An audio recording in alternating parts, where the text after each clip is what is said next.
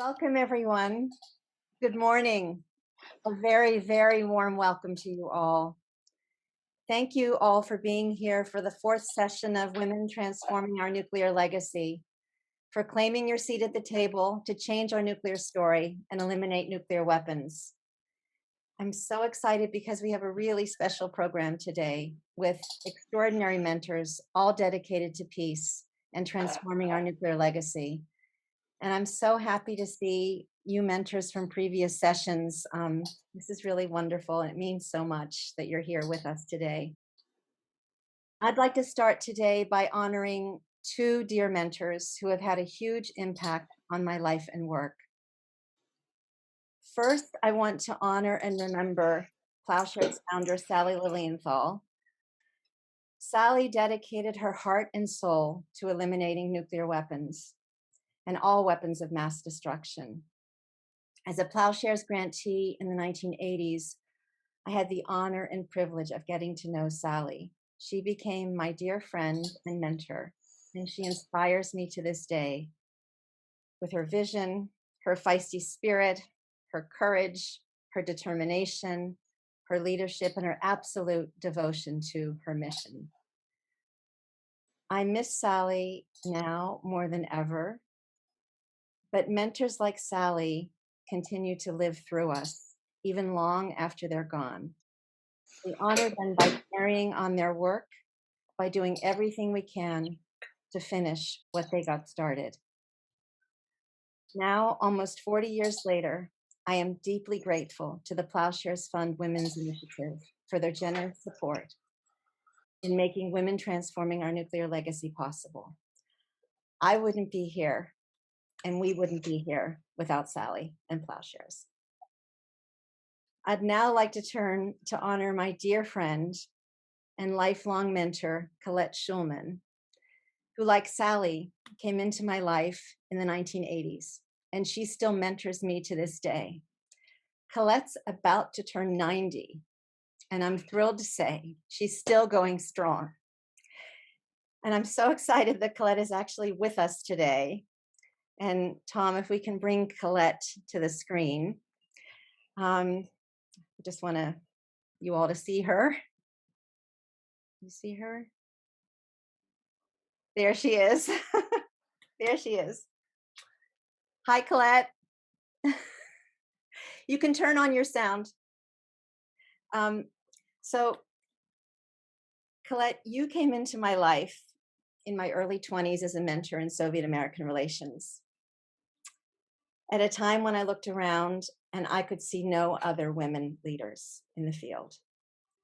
But you broke the barrier for women 3 decades before I met you, when you were the first registered UPI correspondent in Moscow in 1955. And then you went on to become a documentary filmmaker, the creator and host of a PBS program on the Soviet Union, the founder of the first ever groundbreaking dialogues between Soviet and American women during the Cold War, to chairing seminars at Columbia. I could go on and on and on. There's so much more that you did. But you were blazing the trail for all of us.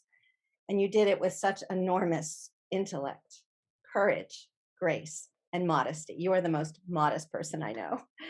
I am so grateful to you for your unbridled support for all these years, for your rigorous and profound questions, for always setting the bar higher for me, for believing in me back during the Cold War, when I came to you with ideas that everybody said were impossible. And you were always at my side back then. And you're still at my side right now. And I'm with this project. From the moment it was the kernel of an idea and I came to you, you've been right there. And for every session, you've been with us, before, during, after, always sharing your counsel, your wisdom, your insight, and always encouraging me to go deeper every time. So Colette, thank you for inspiring me and so many women here and in Russia and the former Soviet Union. I wouldn't be here without you. We wouldn't be here without you. I love you, Colette. Thank you. Deep bows. Cynthia, may I say a few words? Please, please. Oh my, I am honored, deeply honored.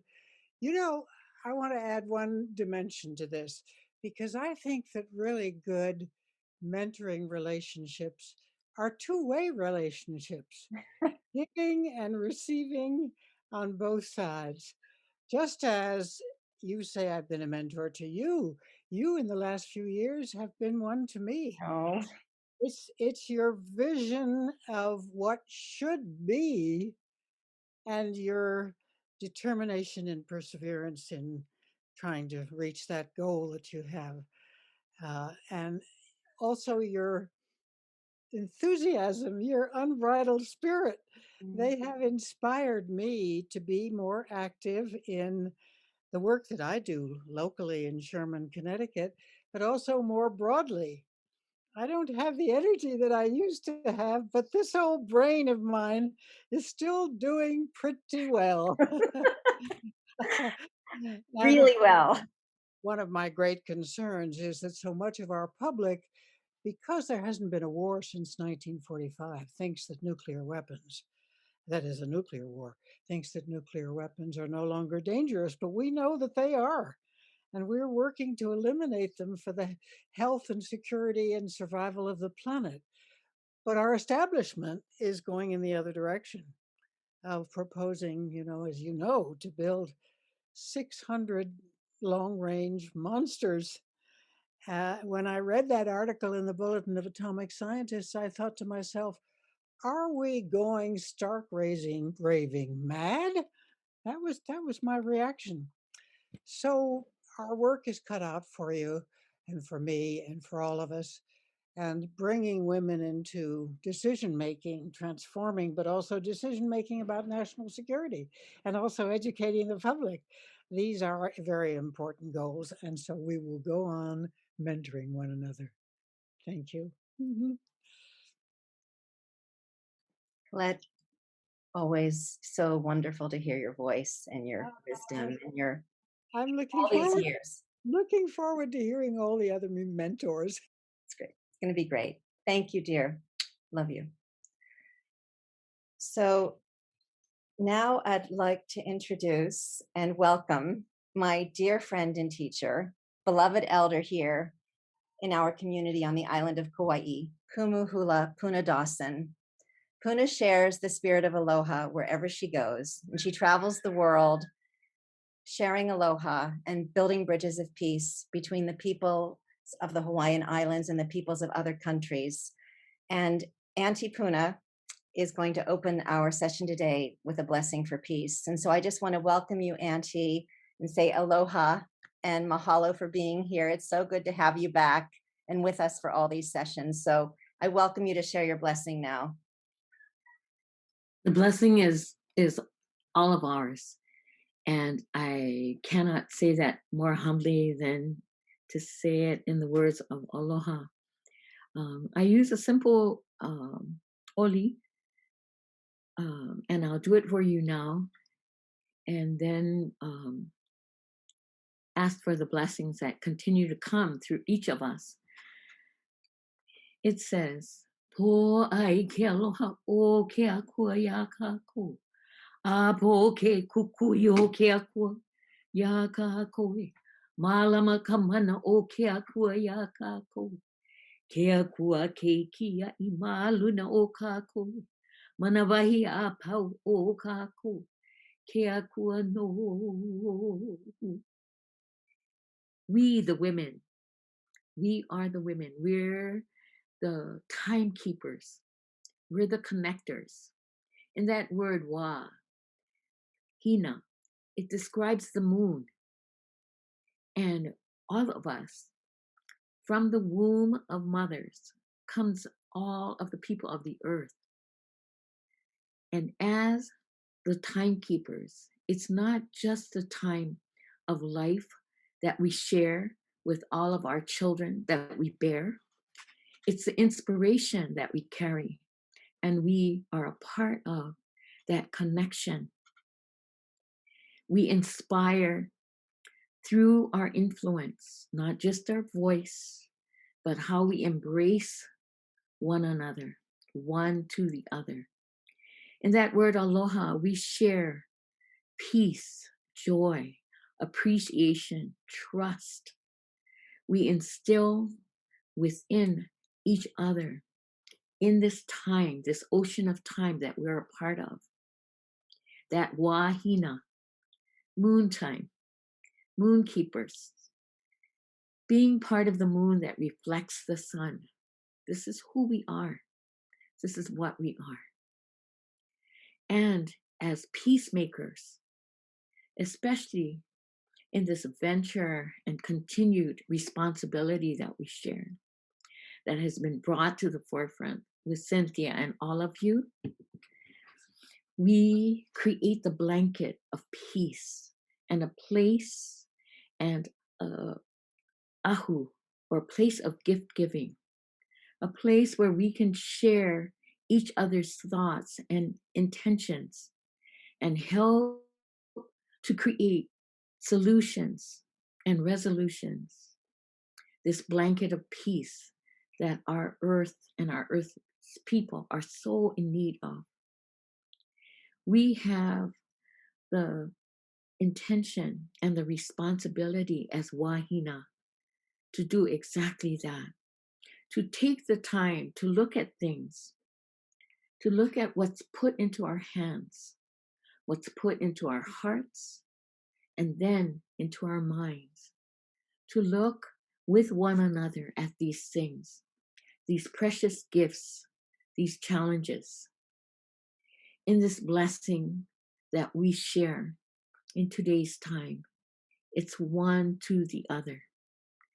Everyone coming to contribute in caring for our earth and all the gifts that the earth has to give to us, most especially for all those that will come after us. I thank you, Colette, for being an inspiration and a light for all of us to follow and continue to carry forth the intentions that each one of you brings to the table today in this sharing. In all these things we say, akahai, to be kind, lokahi, to be a family, olu olu, to be able to listen and hear even hard challenges, things that we don't want to hear, but we must be a part of.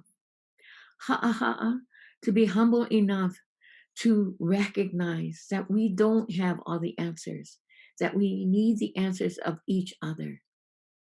And we must definitely appreciate the male influence and help to guide them. And most especially, ahonui, the patience to do all of this. So I say to all of you, let us breathe into our hands, offer this breath throughout the world. Let our breath be the blanket of peace that continues to always be as wahina. Aloha.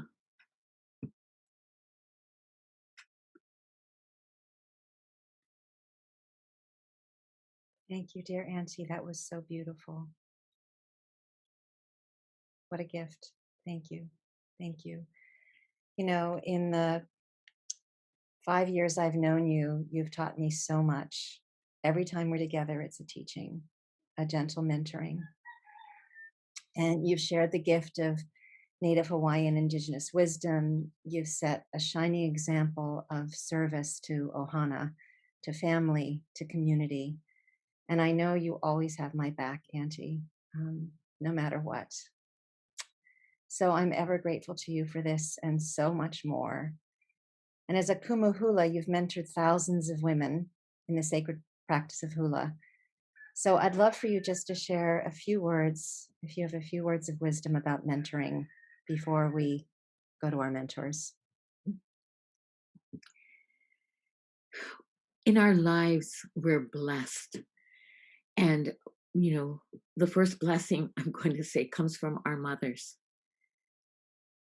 There is a vibration that comes through the voice of our mothers. No one calls our name like our mothers.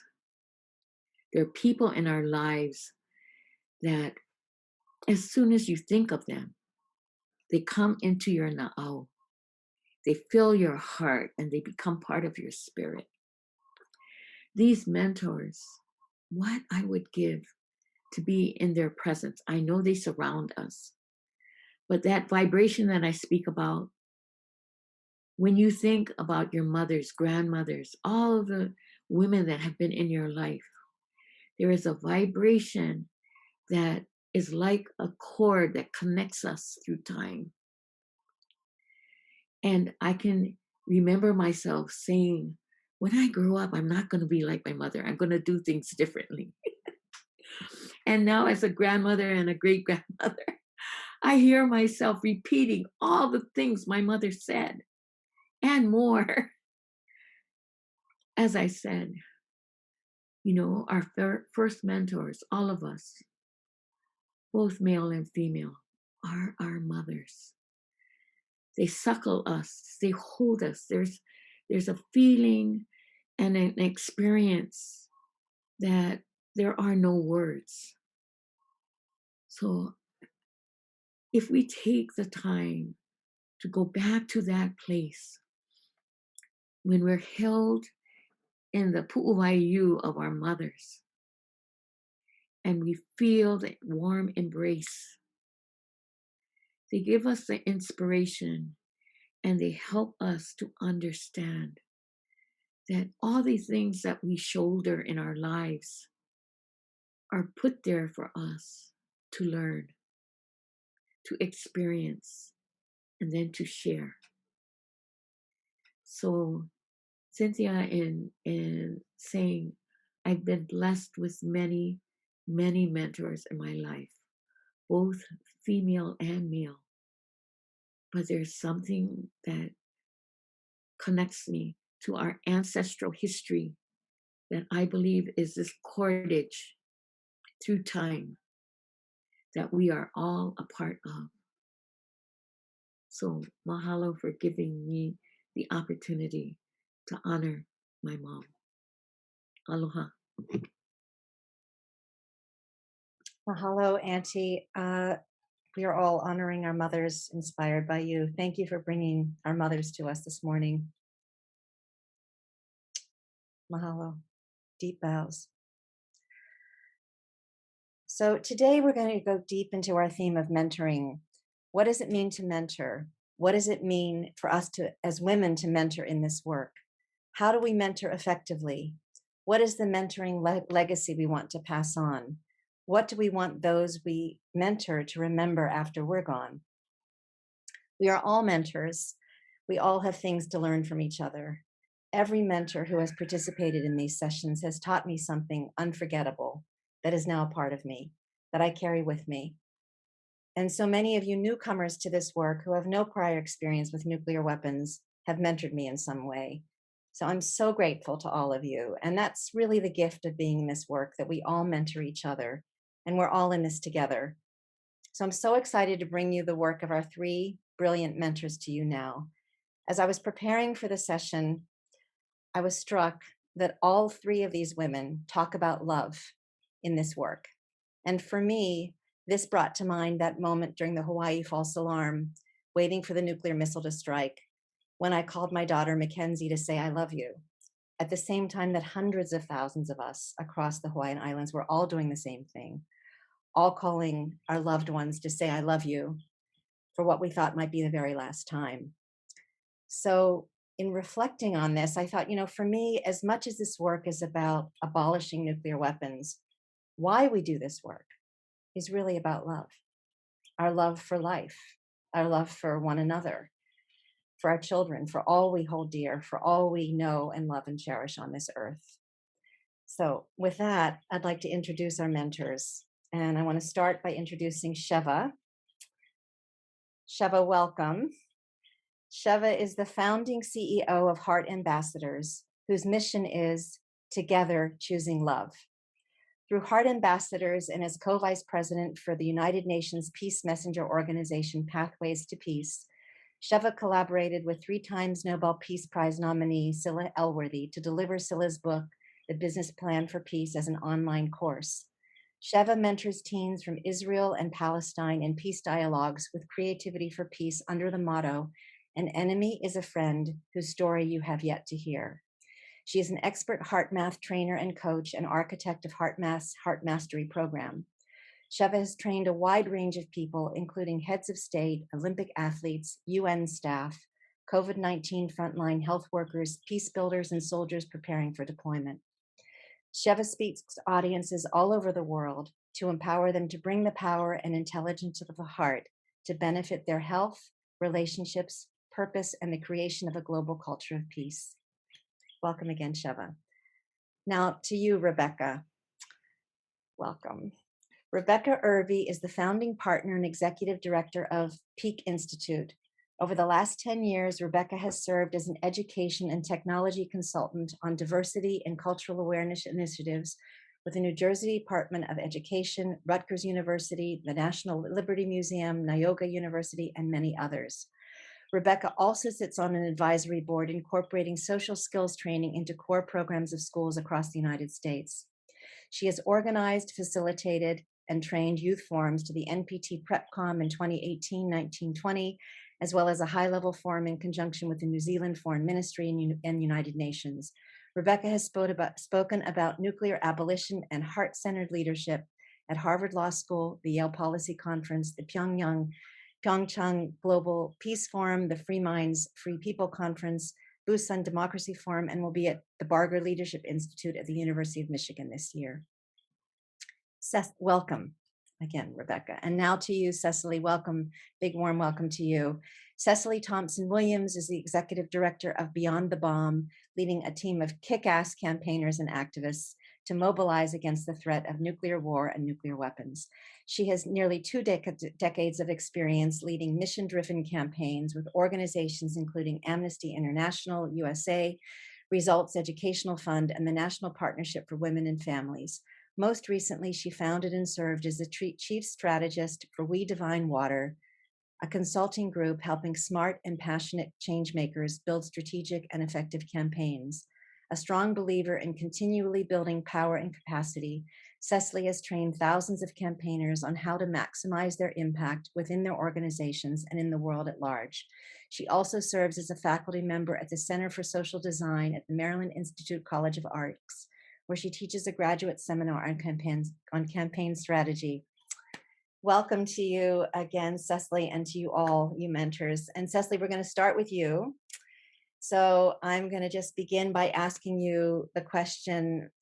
You have dedicated your life to working on many of the critical issues of our time. You've done groundbreaking work, mentoring and training thousands of campaigners to have maximum impact. You're now putting your heart and soul at Beyond the Bomb into building a mass movement to prevent nuclear war. Why have you shifted your work to nuclear weapons, and why now? And why are mentoring and training such an important part of your work? First off, thank you so much for having me. I'm delighted to be with you today. This is very exciting. I actually started my path to justice work with nuclear weapons. I read John Hersey's Hiroshima in 7th grade, which, by the way, is far too young to read that book. And I was absolutely shattered by it. I spent a long time trying to understand how people could do that to other people. And then, from that, decided to dedicate my life to justice work. I couldn't make sense of it. So I felt like the only thing I could do was try to stop it. And that was a really hard path to walk at that time. There weren't a lot of opportunities for mentorship or training, particularly as a student at the time, as a high school and college student. And I couldn't find really what I was looking for and how to be as effective as possible. And that was a huge part of why I became committed to mentorship and training. So I really like to think of the work that we do as serving as the present day representatives of future generations. So I think a lot about how to be a good ancestor. And for me, a huge part of that is passing on everything that I've learned, every battle I've fought, every insight that I've gleaned with really anyone who will listen, but in particular, the next generation of change makers. And then, learning from them, as we heard earlier, there's so much that we have to learn from the folks who are newer to the work and bring new perspectives and experiences and contexts. It really is a two-way street. In terms of your question of why nukes now, I think that we're really on the cusp of some real change on nuclear weapons. And as an existential issue, they're really baseline, they're foundational. If we don't solve this crisis, every other fight that we're concerned about, from racial justice and immigration to climate change, all of that will be lost. So I feel like for me, it was a really critical moment to step back into the nuclear weapons space.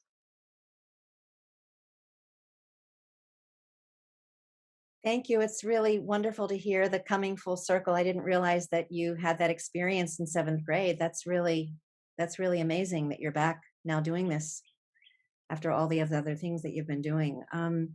So my next question to you is: at Beyond the Bomb, you've developed a really powerful and effective mobilizing strategy for your campaign that's inspired many in our field.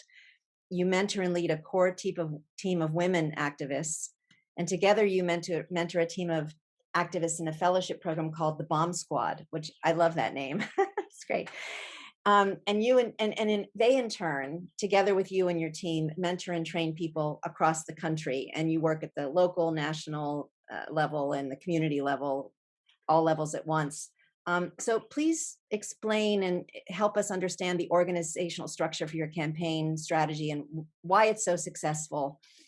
And would love to hear about one or two key issues you're focused on in the campaign and how mentoring and training are integrated into your strategy for these campaign goals like no first use. Yeah, absolutely. Well, so we have a very flat organizational structure at Beyond the Bomb. My core belief is hire well and get out of the way. My role really as a leader is to remove those barriers, to provide guidance, and then to listen. And our success is really due to the amazing work of our field digital and partnership managers. Colleen is our digital manager. She's on the webinar today, and their teams and their activists. So it is because we have been able to hire just some really amazing women who are leading these areas of work, and then in turn are bringing on additional folks. Um, we are a campaign strategy centered organization, which means that every decision we make is informed by our campaign strategy, and that is centered on a theory of change. So we've spent a lot of time analyzing what will get us to the policy solutions we seek, prioritizing goals and actions, and then constantly assessing and reassessing our progress towards those goals. And when it comes to, on a day-to-day basis, everybody knows how the work that they're doing is feeding into this overall campaign strategy. And I think that that's a piece of what makes us as successful as we've been able to be. And obviously, there's always room for growth there. In terms of work, at the moment, we're prioritizing action on no first use, on the U.S. ground-based strategic deterrent, and on protecting and supporting frontline communities through the Radiation Exposure Compensation Act and related policies. So our decision to work on these really comes from our belief that those three areas in particular are a critical linchpin to help us pave the way toward global zero nukes. Our mission is to get to zero. We want no nukes. And that we recognize is a long-term goal. And we believe that when it comes down to it, the US will have to play a leadership role globally in moving toward the downsizing of reliance on nuclear weapons. And so we think that if we can work on reducing that reliance domestically in the US, that is a huge linchpin for global work on this. And so that's where NFU and no first use rather, and the global based or the ground-based strategic deterrent come in, GBSD. And all the while, though, how we do that work must incorporate justice. It must really critically look at the people who've been impacted. And so that incorporation of the justice aspect of the issue is where RICA comes in. And I'm so glad that you mentioned the Bomb Squad. That I cannot in any way take credit for really any of that.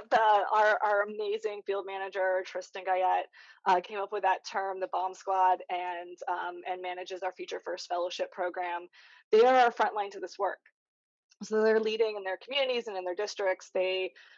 We put a lot of effort into making sure that they're supported and that they're resourced, and that we're trained. And we put an equal amount of faith into their ability to take all of that support and translate it into really great action.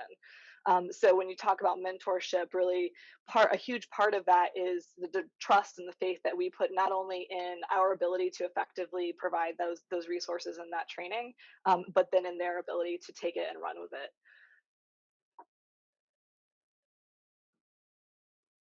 Well, I really love, it sounds like you're really just empowering, that the trust that you talk about and the empowerment is what gives people the energy and the inspiration to go out and really just do it and give it all they've got. So that's beautiful. And I didn't know you were working on the GBSD, the ground-based strategic deterrent. And I just want to say to everyone, if you haven't seen the article in the Bulletin of the Atomic Scientists that came out recently, written by Elizabeth Eves, on the GBSD, it is a must read for anybody in this work.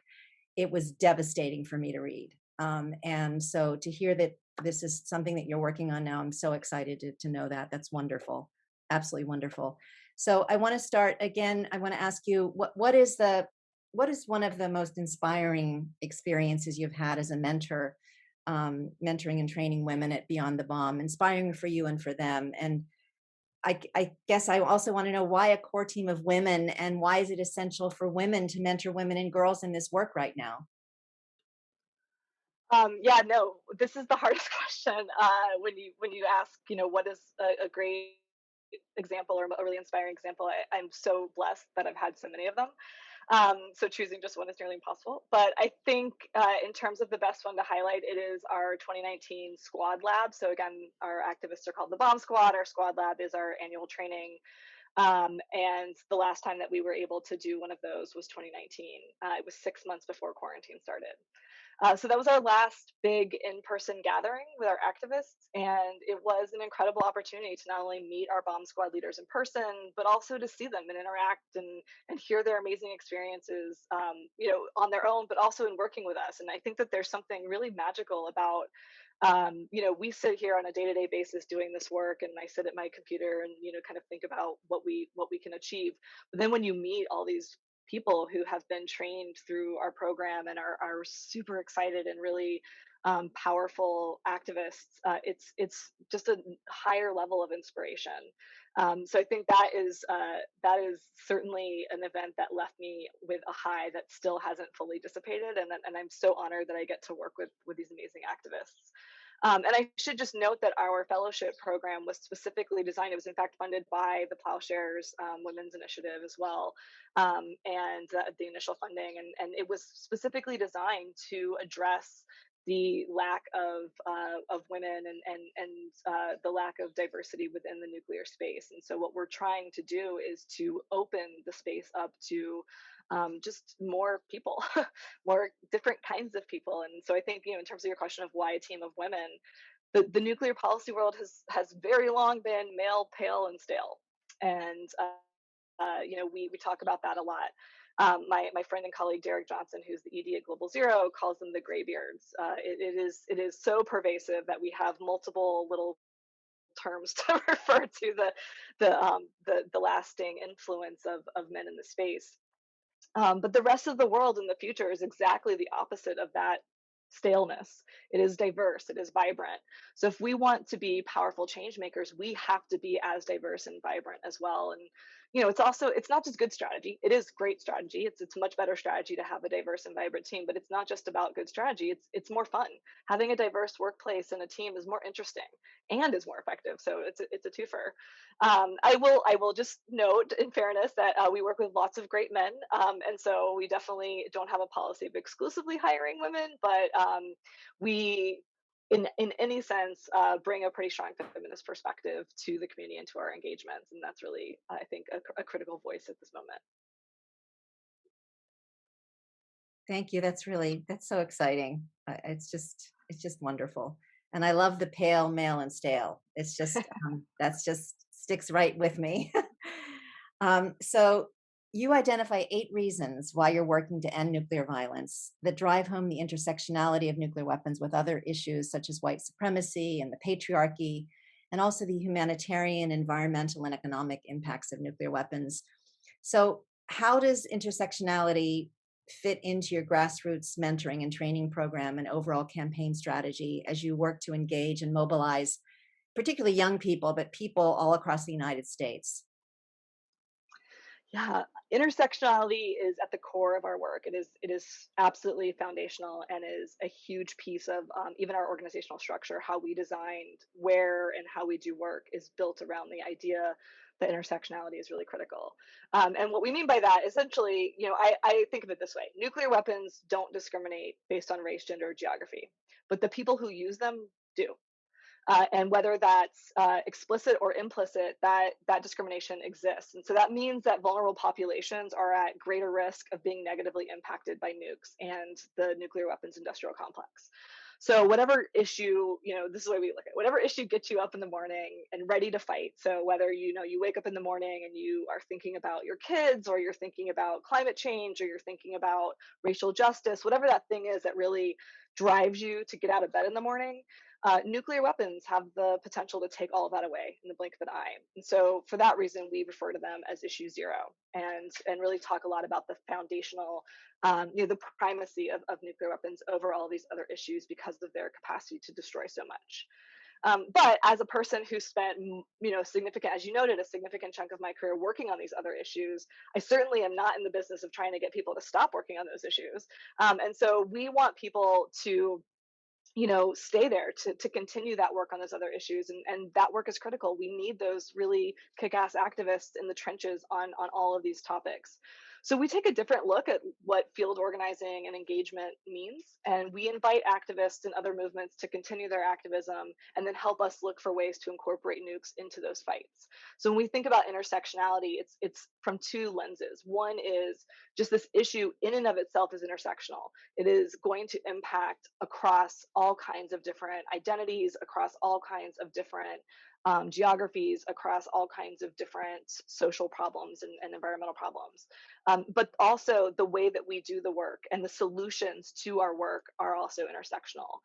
Um, so we know that brown and black communities have been disproportionately negatively affected by the nuclear industrial complex, and we know that low income communities are more likely to be left with the aftermath of nuclear weapons production. We know that indigenous populations are more likely to have been left out of compensation programs and negatively impacted. So our issue is critical to all of the fights for justice in those communities. And because of that, we really view our role as not only pushing for the policies that are going to help on the issues that we work on, but also to stand in solidarity with our sisters and brothers in those other fights, and to uplift the priorities that they are identifying, and to help them with their wins as well. That's really, it's like a whole systems approach. So I really, that's really, I didn't, it's beautifully articulated and really brilliant campaign strategy. So really helpful for those of us who are working to engage and organize in other countries as well. We have women from many other countries with us this morning. So it's really, really helpful. Thank you for that. So what does mentoring mean to you personally? And what do you look for in a mentor? And maybe you could tell us about an experience you had with a mentor who inspired you and it had an impact on your life and work on this issue of nuclear weapons. So, and what are the most important things this mentor has taught you that you carry with you, that you most want to pass along to those you're mentoring? And what advice can you give to us as we seek to mentor and engage others in this work? Oof, yes. Okay. The big So for me, for me, mentorship is all about sharing any bit of insight or knowledge or wisdom that I've gained that could be of value to current and future generations in doing this work better. But equally importantly, it's about recognizing that just because I have more years of experience doesn't mean that I have better experience or better insight. So again, it's this two-way street. And I came of professional age before Facebook. So just to give that example, I have so much to learn from my team members who were born after I graduated from high school, frankly, right? And so together we are smarter and stronger. So for me, mentorship is most effective when it goes both ways, when it's about the sort of magical combination of the insights and the experience that I've gleaned with those of the folks that I am mentoring, and that allows us both to see something new and really exciting. So finding a mentor for me was really difficult. There weren't a lot of women that I could find in my space. So I actually kind of pieced together this kind of collection of women that I found over time. But I will start by saying that my mom is absolutely, my first mentor, as Puna was noting. She's a career counselor, she's an educator, and so I had this awesome mentor built right in as I was growing up. And I learned a lot about the importance of strategy and communication from her, and how to get over imposter syndrome and bring my full self to whatever setting I found myself in. She was not a wallflower. She is not a wallflower, and absolutely taught me to be confident in my experience, and to be confident in my knowledge, and my right to have a seat at the table. And then, as I embarked on my career, I have had the opportunity to work with and for some amazing women who were really trailblazers for women in the campaign space, and particularly in redefining how we do change work. And I think for me, that was the thing that was most exciting. Where looking for women um, who were able to kind of look at the way that change work was happening and say, we could do this so much better. So applying the concept of change to the actual way that the work was done. Amy Hartzler comes to mind. Amy is a brilliant strategist. She has this superpower to see connections that others just miss, and her ability to parse out pathways to authentic communication and change from really complex and tangled webs of issues and environments is a constant inspiration to me, and I'm constantly learning from her. And then, in terms of other mentors, my staff are absolutely my best mentors. Their willingness to bring their full selves to this work, um, and by the way, this is incredibly challenging work, right? From a mental health perspective, engaging on this issue on a day-to-day basis is really hard. And their ability to bring their full selves to this, but also to sort of step back when they need to, and to really view this work as the critical work that it is, but not something that should, uh, you know, destroy our own ability to continue doing it. It just never ceases to amaze me, and it teaches me new ways to approach these old problems. Um, I think for folks, you asked about, what you should look for in a mentor. So I think for me, there are a few, really key things. One is that you need a good fit. And so for me, what that means is, if you leave every conversation with a person feeling overwhelmed and not feeling great about yourself, that's not the mentor for you. I think, you should leave every conversation feeling rejuvenated and inspired, and ready to fight another day or another 100 days. I think about that feeling that I mentioned earlier when I left our squad lab, and that's a high that I'm still riding. And for me, that's what I get out of mentorship conversations is sort of every time that I have a conversation, whether it's with a mentor of mine or a mentee, is this feeling of rejuvenation and excitement about the work. And sometimes you need that little jolt of extra energy. But you also want someone who's going to challenge you to think bigger and to think differently and to try things you might not have tried before. And so it can be a hard balance to hit, is, that inspiration, but also that challenge. So my biggest piece of advice is it's okay to keep shopping until you find a good fit. And it's great to have multiple mentors who can help you in different aspects of what you need.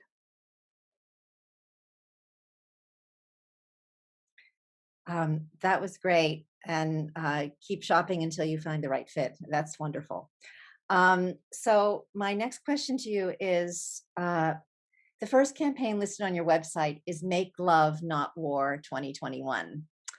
So talk to us about this and how it applies to this work as we transform our nuclear legacy. Absolutely. Make Love Not War is one of my favorite campaigns. One of the things I really love about it is the kind of next generation aspect of it, in terms of taking a slogan that is tried and true, from the 50s and 60s on, and really redefining what it means here in 2021, and as we've done over the past couple of years. So this has been a campaign that we've done the last few Februaries. And it's designed to acknowledge the intersection between our work and concepts of love in our society. And so we've kind of looked at that from different angles over the years. In years past, we've handed out branded condoms that talk about unsafe nuclear policy practices, and sort of playing off of the intersection there. And that one, those are just a hit. Everybody likes branded condoms. But they also give us a great opportunity to engage with reproductive health organizations, with women's groups, with college campuses. This year, the focus is on frontline communities and really thinking about what love means in the context of how we take care of one another. So we held a webinar with frontline community members last week, and it was incredibly powerful to hear their stories and the struggles that they've had just to get folks to listen to their need for justice. And it's all about generating action to secure extended and expanded RECA benefits or other compensation benefits. But that campaign is at the end of the day is about looking at what do we actually owe each other as humans that are sharing this space, and how do we translate the damage that's been done into something better for the future. Well, I love what you said, redefining that make love not war for our time. And you're doing a beautiful job of it. It's really wonderful what you're doing. Thank you. So my last question is, how can people here get involved in supporting your mission at Beyond the Bomb, and what opportunities are there for collaboration? What is the single most important thing that we can do to support your campaign to end the threat of nuclear war? And what can we start to do right now? Yes, absolutely. Thank you. It's one of my favorite questions. So first off, I'll say there's no limit to the ways that folks can get involved, but that can often feel a little overwhelming. So here are some specifics. So first, if you haven't already, visit beyondthebomb.org and sign up for our email list. That will get you regular action updates. So you'll have opportunities to plug into actions as they become necessary and relevant. There's a link to Beyond the Bomb in the chat now, so you can sign up very easily.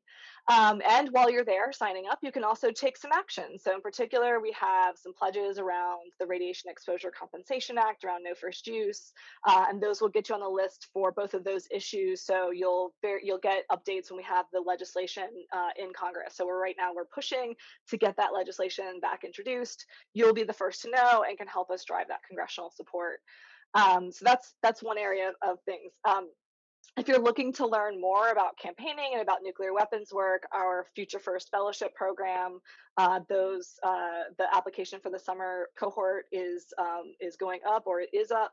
If it's not there, it'll be there momentarily, and you can learn more about that and read testimonials from current and alumni fellows on the website, so you can just understand better what that program looks like. I would be remiss if I didn't note that we are always looking for recurring monthly donors who can help to build our base of reliable revenue to support the work. So if that's something that you have the capacity for, we would love to invite you to do that. But in terms of opportunities for collaboration, again, the sky is the limit. If you have an idea for a way that we could collaborate, let us know. We are always open to interesting ideas. Right now, we're working on some zines. We're working on spoken word pieces, on national webinars with partner organizations, on community level action kits, film screenings, you name it. We love all the opportunities, and we particularly love unique and kind of crazy ideas. And I think within the nuclear space, we are unique in the sense that we have the ability to kind of do things that are a little bit crazier. So if you have an idea, please come to us. But if you're just going to do one thing, sign up on the website to receive the email so that you can take action. Thank you, Cecili. Really inspiring work, and you've given us so many ideas, and you also invited us to bring our own ideas. So that's really wonderful and a gift. So thank you so much for sharing. And Rebecca, I want to come to you now. Welcome again. Thank you. Thank you. And I just want to, my first question is, your organization, PEAK, is a partner of the International Campaign to Abolish Nuclear Weapons, and a core part of your work is mentoring youth. You've done path-breaking work with youth on the TPNW, training them to become activists for nuclear abolition. How have you come to work on abolition of nuclear weapons, and why is mentoring such an important part of your work? Yes, well, thank you so much for that question. It's really an honor to be here with you all. So thank you for including me in today's program. So the way that I came to this work, I think, is a little bit different than the other folks on here. I started my career working in education. I still am doing that, but now with a slightly different slant. But My background is in empathy building and compassion and teaching social skills. Um, so I write curriculum and I train teachers and administrators, and doing that throughout the United States. It got to a national level. The program was pretty extensive, but then during 2008, when the economy turned down, we were in the process of a longitudinal study. It was a 10-year research project. We were in year 8. The money disappeared. We lost all funding, even though it was guaranteed. So it was a very good life lesson that things are never actually guaranteed in life. But there was an opportunity. I had a friend who was living and working in Japan. As an educational researcher, there was no work in the United States that I could find in 2008. So, without having ever visited Japan, never really studied anything about it, I moved myself and my, at this time, husband to Japan. We began working. I started working on curriculum there for an institution. It's called ECC. They teach languages, and they asked me to write curriculum. And one of the major events in Japan, all middle school students visit Hiroshima, and the curriculum that they had on Hiroshima was, in my opinion, lacking. So I took one of my own personal vacations to go to Hiroshima and have the experience so that I could write uh, a good lesson on it. It completely derailed my life in an amazing and most beautiful way. But going to Hiroshima and experiencing the full gravity of what atomic weapons actually do, um, it was life. It was soul shattering at the moment, but it was definitely life changing. My my background, my grandmother is Indonesian, and she was in Indonesia during World War II, and her family was killed in front of her, and she was put into a Japanese concentration camp. So, um, speaking about Japan, speaking about the atomic bomb was, well, the atomic bomb, in my grandmother's point of view, is the only reason that I'm alive. And she would always say she was able to escape from the camp in Indonesia during that week of August 6th because there was so much chaos going on in the camp. So she would always say, and it was like almost a joke in our family, that the atomic bomb created me, because I was a firecracker. I so that was her kind of like saying, and it was cute. It was like, everyone thought it was adorable. Um, I didn't have a good understanding of what that actually meant. Even I think similar to Cecily, I grew up in the 80s and 90s, and when I was in school, what was taught about the atomic bomb, it was 2 pages in my textbook, like opened up like this, and it was Japan bombed the US bombed Japan, we won, we ended the war, America is amazing. Um, and then I have my grandmother telling me that the bomb is amazing because it helped her escape. So that's kind of the frame that I grew up in. Um, being an activist my entire life, looking at how people interact, wanting to teach love and compassion, I did not realize that there was such a disconnect between my thoughts of this weapon and the true reality of what they do. So, coming have having to be faced with that reality was it still brings tears to my eyes when I think about it. So, um I was very upset, visibly upset. I came out of the museum. I was sitting in front of the A-bomb dome, and a survivor found me, and he spent the afternoon with me. He was so loving and compassionate, and by the end of our conversation, he was an educator too. He was telling me the only thing that he's ever wanted was for people to understand what truly happened in Hiroshima, and the like we now say the humanitarian effects. So he's like the effects that it had on him, his family, like the environment, all of these innocent people. And his feeling was if people actually understood what happened, they would be, there's no way that they could allow it to happen again. So without any formal training or background in documentary filmmaking, I blurted out, I'm going to make a documentary about your life. I'm going to get it everywhere as best that I can. And from that moment until now, that started my journey into this field and into this work. Um,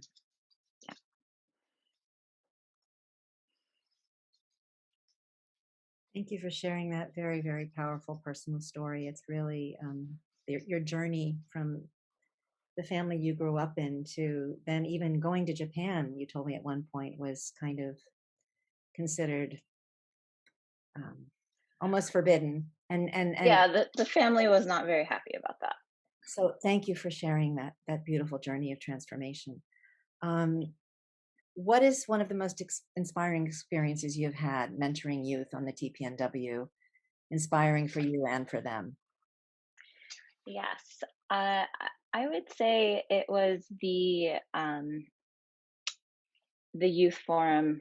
Well, all of the youth forums are so amazing. Each one has its own characteristic, and just seeing young people so excited and so dedicated to this work is inspiring in and of itself every time. I think the most inspiring moment came in New Zealand. The delegation that we organized, and I have to say also that Plowshares was a major contributor in helping us take a number of young people from the Pacific Islands to that forum. So with Peak, we think that it's really, really vital when we talk about seats at a table. We think that it's really vital to have the voices of the next generation, but from the communities that are the most impacted. So during this forum, it was a meeting of all of the Pacific Island states talking about how they would all come together to basically ban against the US and NATO forces that were trying to convince them not to sign the TPNW. This was before the treaty was ratified, so all of the talk was about treaty ratification. The young people coming from the Pacific really wanted to talk about victims assistance and environmental remediation, and specifically environmental remediation because they are coming from a place that has been tested. There is nuclear waste buried on their islands. It's buried under concrete that's now breaking, spilling into the ocean, and water is life for them. So there's so many different aspects coming into what is affecting them on their like every single day. And I think most of us, even if working in this field, I don't know if we truly understand the gravity of that.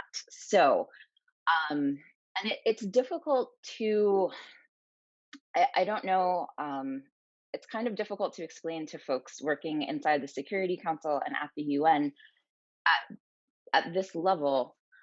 People in those positions hear awful things all the time.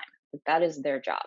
And so speaking about it and saying a testimony I've seen has much less of an impact than I would imagine it to have. So I wanted to find a new way for these young people to share what's happening on their island. So we decided to, obviously they're going to talk and interact, but we set up a time and space for them to share their art. And I think through storytelling, through dance, through video productions that they made. So seeing the way in which the high level diplomats and heads of states reacted to the young people throughout the forum and their questions, they were dismissed.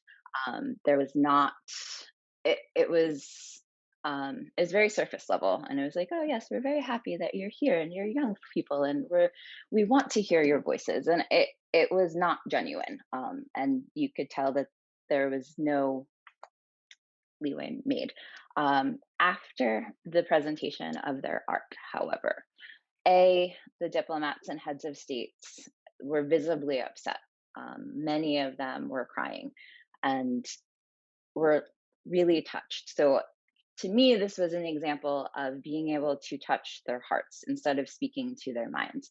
And that's really the major goal of all of our programs, is to find ways of opening people's hearts and touching them there. Because that's where you see change. If someone has an emotional connection to what happened, they are much more likely to act. They're much more invested in the conversation and in the actions that need to take place afterwards. So although it took us the entire forum and almost a week, it got to the point where those diplomats made promises, and they followed through on those promises. And it's been really amazing to see the effect that this 30-minute program had, that I fought tooth and nail to. It was almost not, it got pushed and pulled out of, it was supposed to happen in the beginning, because I knew that that's where it really should have happened. Unfortunately, it happened at the end, but um, it it was an affirmation to me of the importance of this type of work, um, and it was really inspiring for the young people to see the effect that their story, that their art had, not just on that forum, but now on a number of other forums that have happened since then. Very inspiring, changing hearts, touching hearts to change minds and open people up. It's really love in action, which we'll come to in a moment with your work. So my next question is about your work on the intersectionality of nuclear weapons, which you're doing brilliant work, on this issue with systemic racism and climate and social justice issues. And you, in your life now, are convening very hard conversations on systemic racism, uncomfortable conversations, white supremacy, diversity, inclusion. How do you connect abolition to these issues? And with everything else going on, how do you engage youth and inspire them to take action for abolition and the TPNW? Well, thank you for that question, Cynthia. Similar to, I,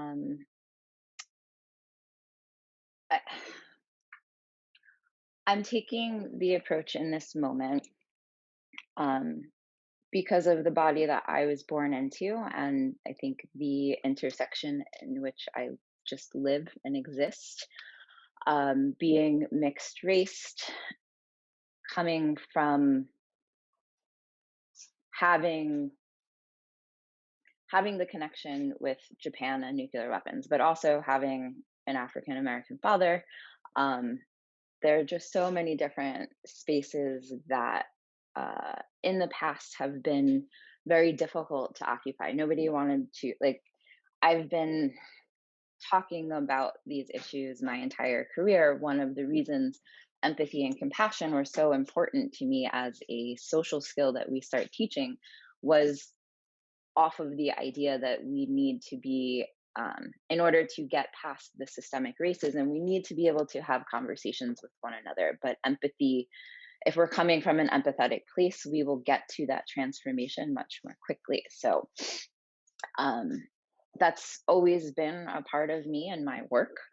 I think the last year in 2020, with obviously the Black Lives Matter movement started before that, but I think in 2020, the eruption of social justice protests across the country and across the world has opened this space where people not only want to know more, but are really active and actively looking at what privilege means, what systemic racism means, and being able to hold and convene these spaces, and especially between groups that normally would never speak to each other, is, I feel extremely privileged to be given the platform and also the space to hold these conversations. So um, I'm not pushing anything at the moment. I am just opening spaces for difficult conversations. we encourage action, and we encourage action meeting people where they are. So I think um, it really depends on who shows up in the room, right? So we often have diplomats and climate activists and people talking about decolonization from the perspective of the TPNW and environmental remediation. So it really depends on who is in the room and what action they are ready to take. And the way that I talk about and bring this all together is by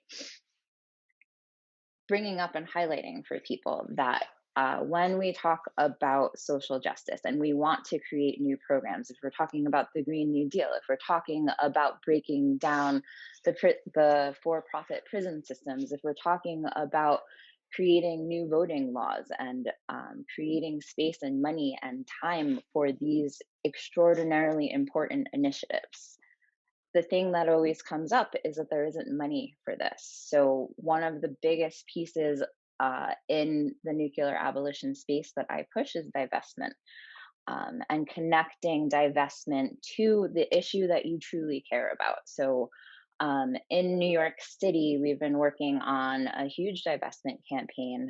It is unfortunately it has a supermajority vote, but it is waiting for the speaker to make movements on it. But the reason that that campaign was so exciting is it's talking about divesting from nuclear weapons, but taking that money, putting it into a fund, and having a community, basically a tribunal, come together and talk about where that money is going to go, and also ensuring that it's not going to go into fossil fuels. So the money was set aside for community building, education, and healthcare. So as we think about divestment campaigns, working into that campaign, where that money is going to go and how it's going to be distributed and what community members are going to be able to talk about and be involved in that um, that policy and that talk. So also, again, ensuring that the people at the table are the people who are most affected. So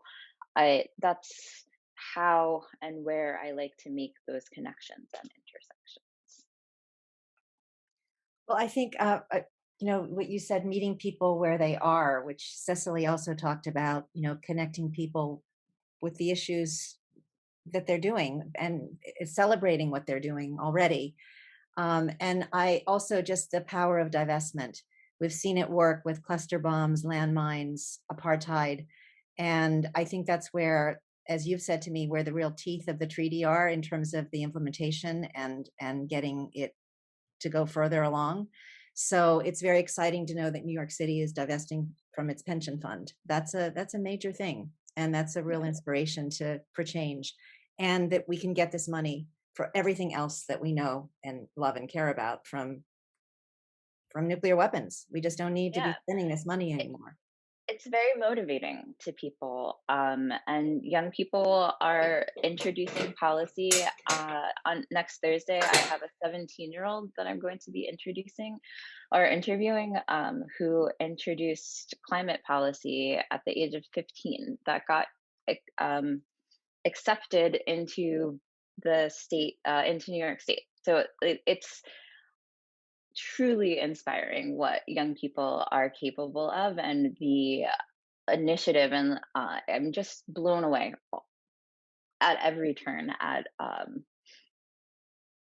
just the way in which they're thinking about their future, and it's inspiring. I'm humbled every day by just what they come up with. It's just, and it's so much fun. It's so much more fun being surrounded by people who are inspired. Great. Great. Both you and Cecily have talked about fun, and that's so important in this work. So what does mentoring mean to you, and what do you look for in a mentor? And tell us about an experience with a mentor who's inspired you and had an impact on your life and work on the nuclear issue. And what are the most important things this mentor has taught you and that you are carrying forward and want to pass along to those you're mentoring? I'm going to have to echo what Cecily said, that it is so incredibly important to understand that if you're looking for a mentee or a mentor, that it is really a two-way street. And I think the thing that I appreciated the most about the mentors that I've had in my life is that they've ended up feeling much more like a close friend and confidant over the years. And another colleague of mine, I was just on another mentoring panel, so I've had a week of highlighting mentoring and the importance of it. So I think it's just very beautiful. I'm very, very excited that this is coming about now. I started mentoring when I was very young. I did peer leadership, and it's always been a part of just who I am, I think. Um, but my colleague, lovely Umeda, she was saying a great mentor is one who always has you in their mind. They're always thinking about you. Even when you're not in the room, they're going to be your champion. And I thought that was such a beautiful way of describing that relationship, of having someone who's just your champion at every turn. Um, they're there not to give you the answers, but to ask you the really hard questions so that you can get to the answer. I think that's also really, really important. I've had people who would have been potential mentors, but in working with them, they always just came and gave me the answer, or just came and did it themselves, um, and that's not very helpful. It certainly takes more time uh, to ask questions and try to take something. Get something, to pull something out of someone, right? That takes, there's nuance to that, that takes time, that requires having a relationship. And I would say mentoring is a relationship. So also, it might not be the right fit the first time, both ways. And it has to feel good. I keep coming back to this. It has to be fun, and it has you I believe Cecily also said, like, if you come out of that, either way, as the mentor or the mentee, if you come out of it feeling drained, that's not the right relationship for you. And it doesn't mean that the other person is negative. Like, there's no judgment. You just have to find someone that vibes with you, and that, you know, there are mentors that I have that we are strictly business. And I check in with them. I'm like, this is what I'm doing. And they're like, this is excellent. Yes. And it's pretty business. I know that they have my back. There are other mentors that I have, and it's really just us checking in, and it feels like a warm hug. And those are the ones that I tend to gravitate towards, and what I also bring into the work with my mentees. And one thing that I tell them constantly is that I am learning so much from them, and really reiterating that the difference between there's a lot of imposter syndrome that is talked about in my space, and I'm working with a lot of young people of color, and it can feel like a very difficult space to navigate. So we often talk about, what does it mean to be an expert? When will you become an expert? And one of the things that I like to impart to them is that if you're doing the work, you're actually doing it. Like, you are already an expert in your sphere. You're moving towards expertise, and don't allow anyone to ever tell you otherwise. Because if you are doing the work, most people talk about it. Most people are talking. If you are doing, you're on the ground, you are the expert. And don't let anyone take that from you.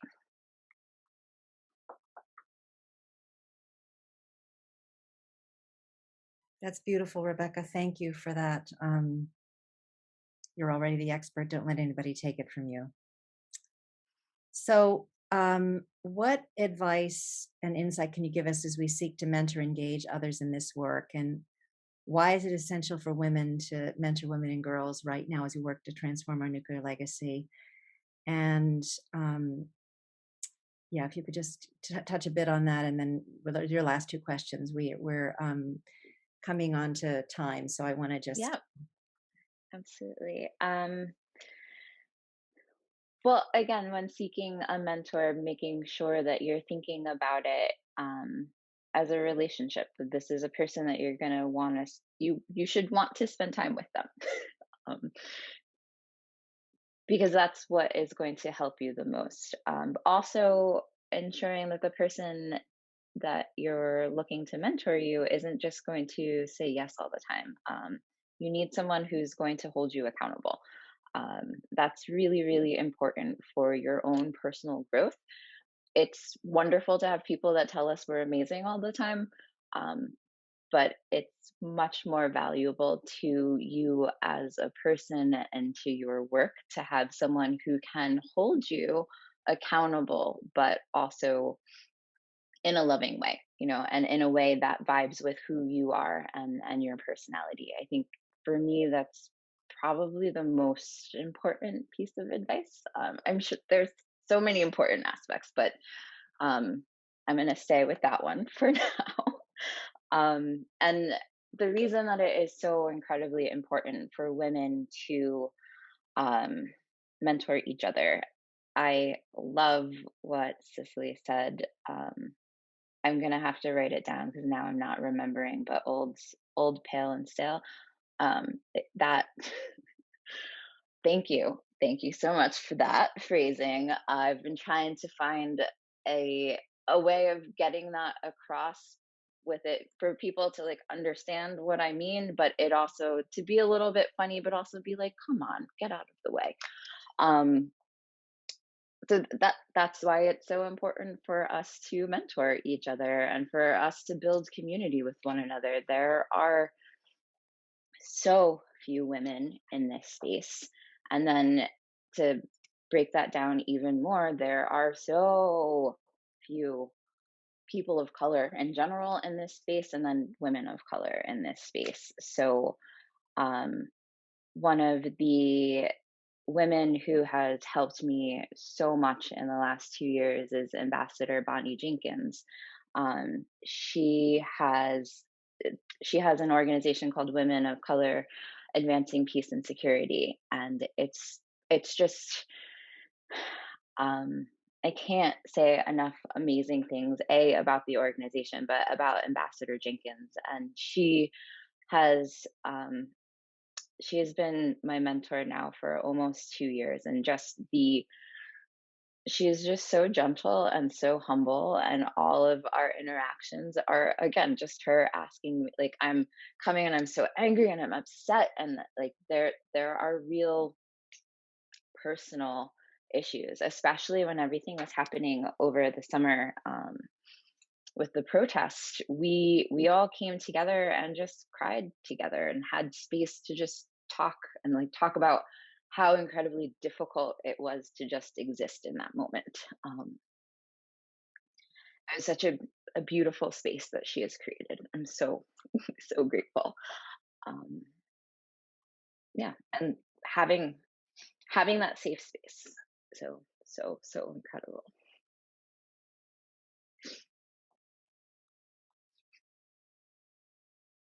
Having that safe space. Thank you. That was very beautiful. So maybe we'll combine the last two questions because we're coming Yeah. into time, but I just want you to touch on the first tab on your website is Love in Action, which you've already shown us by what you've shared. But maybe you could just weave that into the work on nuclear weapons and how people can get involved in your mission and opportunities for collaboration and how to support your work. Wonderful, thank you. Well, Love in Action, that tab came about in response to the killing of George Floyd, and was my organization's way of drawing a line in the sand and saying, yes, we work on nuclear abolition, but we are going to be taking a intersectional lens, and the lens we're using now is race, and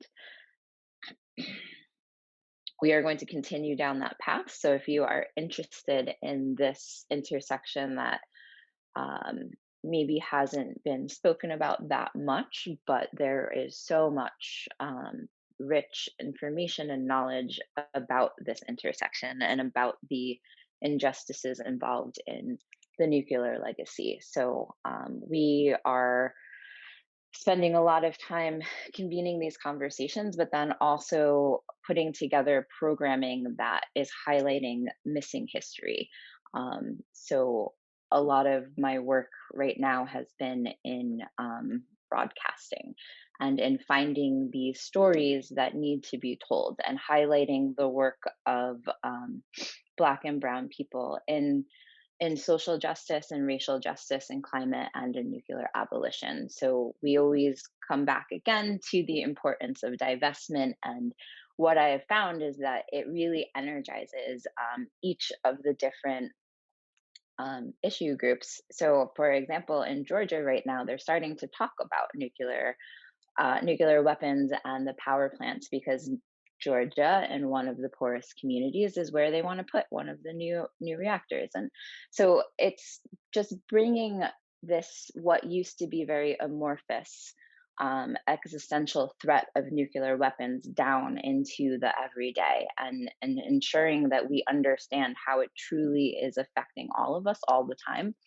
To get so Love in Action are resources on racial justice. So if you want to get involved in that space, resources on how to do so, how to have difficult conversations, guides, all kinds of reading. If you want to start to educate yourself, readings, books, videos, so many different things. So go check out that tab. And lastly, to collaborate, again, we are doing multiple broadcasts a month. I have a new show that is starting on Thursday, March 4th. It's called Power Shift. So we are starting to invite folks in to have a conversation over a meal. And we're looking at culture, nationhood, and food and how it's all intimately connected, and using the food from our culture to connect to our personal stories and to our activism. So that's going to be starting on Thursday. Our first guest is the 17-year-old who introduced climate legislation in New York City, which has passed. So I'm super excited to learn more about her story, and I invite you all to come and join us. And one of the best ways you can support the work that we're doing now is through donations. We have multiple ways to get involved, but I fund Peak solely by myself. I work full time, and I fund all of this on my own. So any help, if folks find the work that we do inspiring to help continue to do it, we need funding. It would be nice to bring on another human that I could work with. So that's the next goal in our organization, is to find some help for me. But thank you for your questions and time. Thank you so much, Rebecca.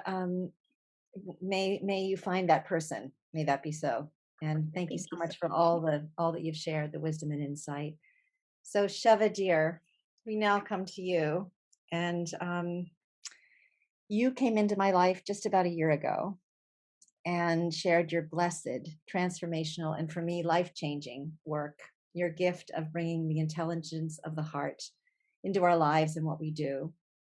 And I've been stunned, actually blown away, by both the power and simplicity of heart math and the impact that it has had on my life and my work. And so the nature of this work, Rebecca said to me very wisely the first time we ever spoke, is that it's never done. And there's always going to be more to do. And we're in this for the long haul. Much as we'd like it to be a sprint, nuclear weapons, working to eliminate nuclear weapons is a marathon. I've never been great at self-care, at balance between my work and personal life. And Sheva, you've offered me this really precious gift, shown me how to tap into an innate reservoir of resilience in my heart, where I can go at any time I feel stressed, exhausted, overwhelmed, saddened, and even in despair. So you've given me and so many other these tools that we can take anywhere to center ourselves, to help us make better decisions, to help us be more strategic and more effective.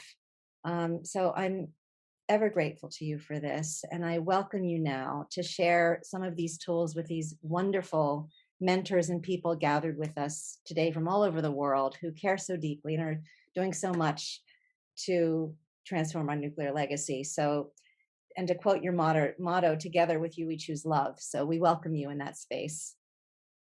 Oh, thank you so much, Cynthia. Thank you all for having me here, and most especially for being here and being who you are, committed to this essential work. I'm just really curious if at this stage people need a moment to stand up and move around a little bit.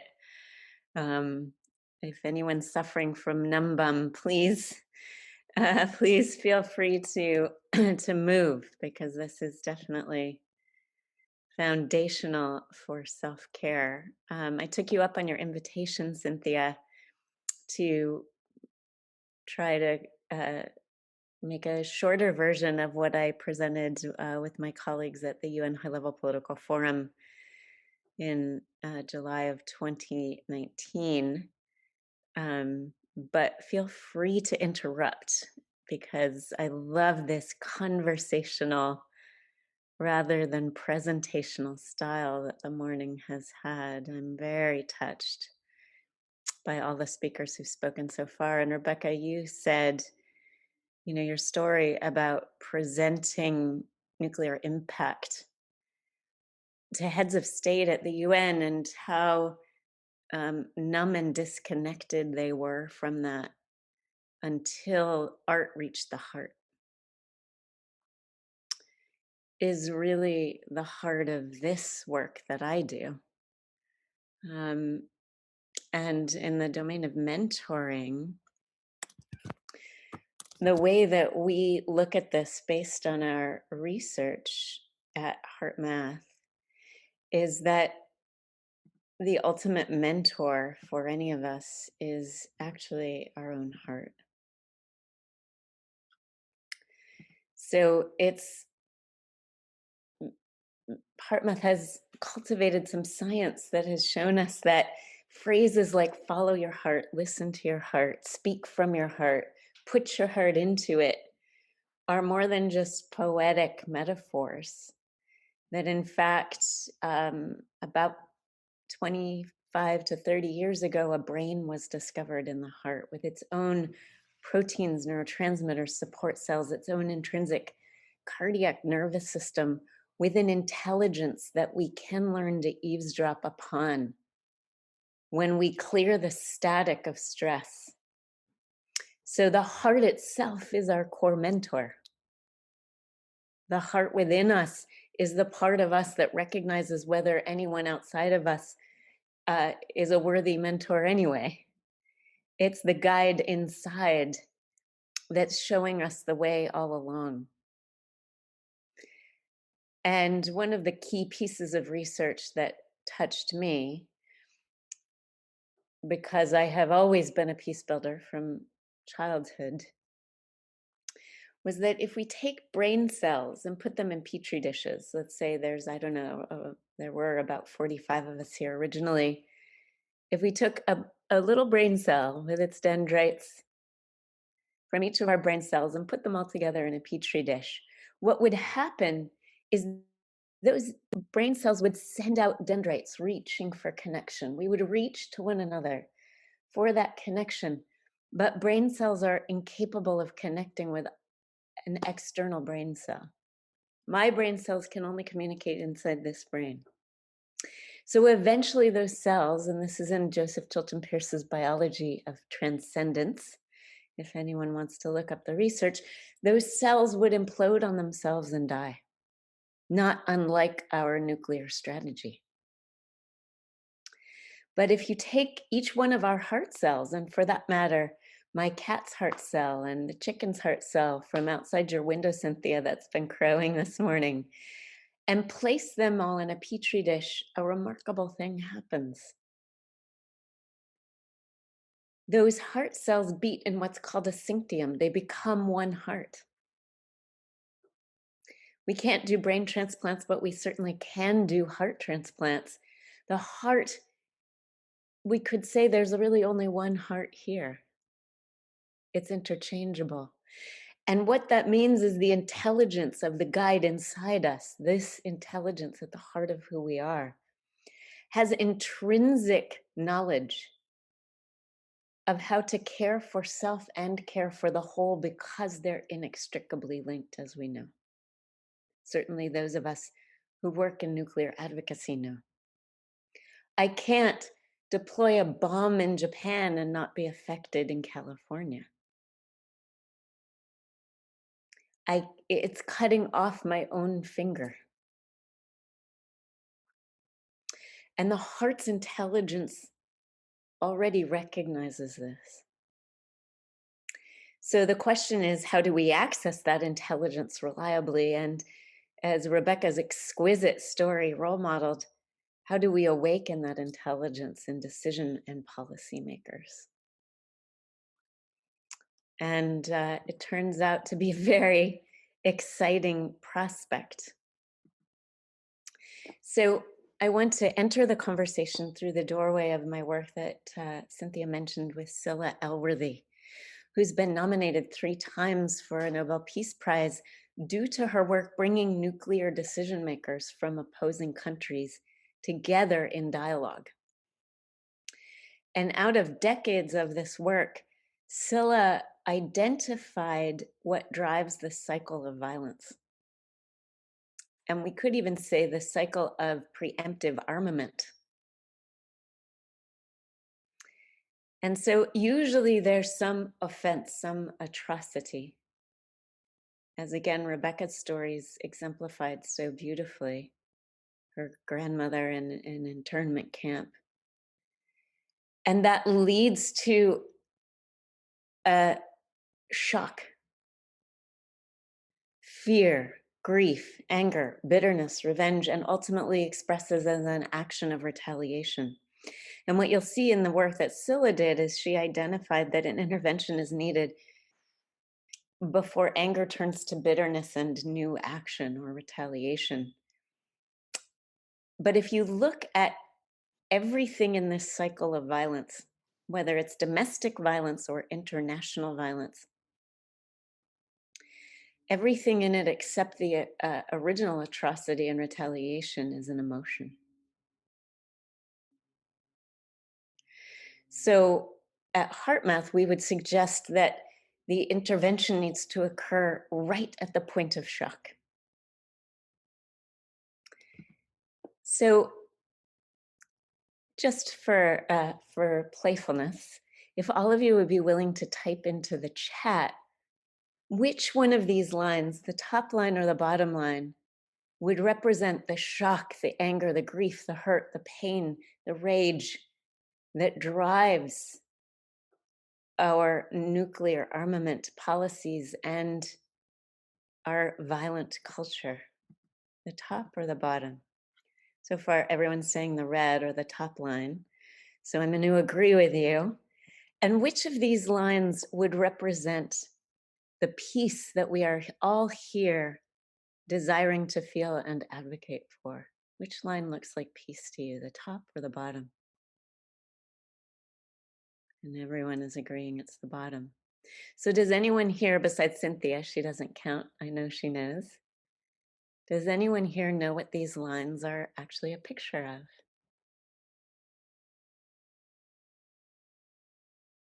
You could put your guess in the chat. Jean is guessing heartbeat. Marilyn guesses heart rate. Joan Porter got it right. It is the heart rhythm. These are heart rhythm patterns, or what we measure in the medical field is called heart rate variability. So not an EKG, but actually the beat to beat changes, the song the heart is singing. And the bottom line simply represents a coherent waveform. And so this was the key piece of research that put HeartMath on the map, published in the American Journal of Cardiology in 1995, that emotions affect heart rhythms and heart rhythms affect emotions, and that they're inextricably linked. And what's profound about this is that we can shift it. we can self-regulate this in a heartbeat. And when we do, it actually changes the part of our brain perceiving reality and responding to it. When the heart rhythm is incoherent, we are in a fight or flight or survival mode. And that puts us in a prey-predator physiology. When you look at our existing nuclear policies, do they not come from a prey-predator mindset?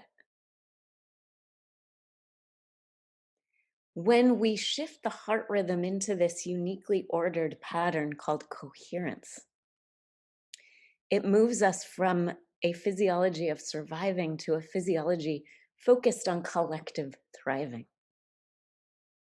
And that changes how we perceive situations and respond to them. This is all based on over 250 peer-reviewed published research papers from the HeartMath Institute and several thousand evidence-based research papers that have subsequently been published by our partners. And what it boils down to, some of these slides I'm going to just skip over, but if we look at, as Cynthia was speaking about, the need for stamina in this work. Well, stamina requires resilience. And in typical resilience training, we talk about these 4 domains of resilience. Resilience, maybe someone could just put the what you think resilience is in the chat. How would you define resilience? And why do we need resilience in building a new nuclear legacy? The strength to continue, says Jean. Is that an agreeable definition of resilience for everyone? The strength to continue? Typically, it's defined as the ability to bounce back. When I was at the UN, I had a slinky that was bouncing up and down to display what resilience is. It's this buoyancy to return with vigor. And so how do we grow our physical resilience? How do we increase physical resilience? What do we do? This one's the most familiar to most people. We need to eat well, we sleep, we exercise, we take care of ourselves in some way. Certainly as activists, we have to, our instrument is our self. So we have to ensure that we're physically resilient.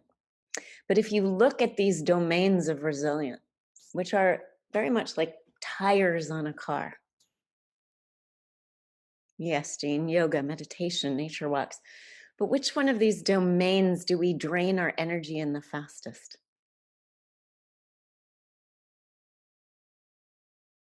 Are you more tired after working out or after, for example, Rebecca visiting Hiroshima and seeing the devastation? So someone's saying mental, some are saying emotional. Let's put it to the test. Are you more fatigued after answering some emails and doing some crossword puzzles, or after having a fight with a loved one? The emotional domain is by far the domain, and we have physiological input that shows us this, where we lose energy the quickest. Which of these domains on the screen do we have the least skill, literacy, and education in? Or we could say, which of these domains do our nuclear decision makers have the least skill, literacy, and education in? Yes, Joe, emotional. So the domain in which we are most likely to activate violence,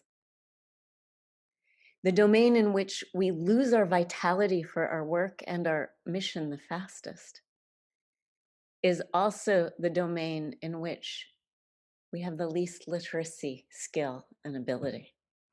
And that's what we're changing at HeartMath. This quick slide just shows you how that works.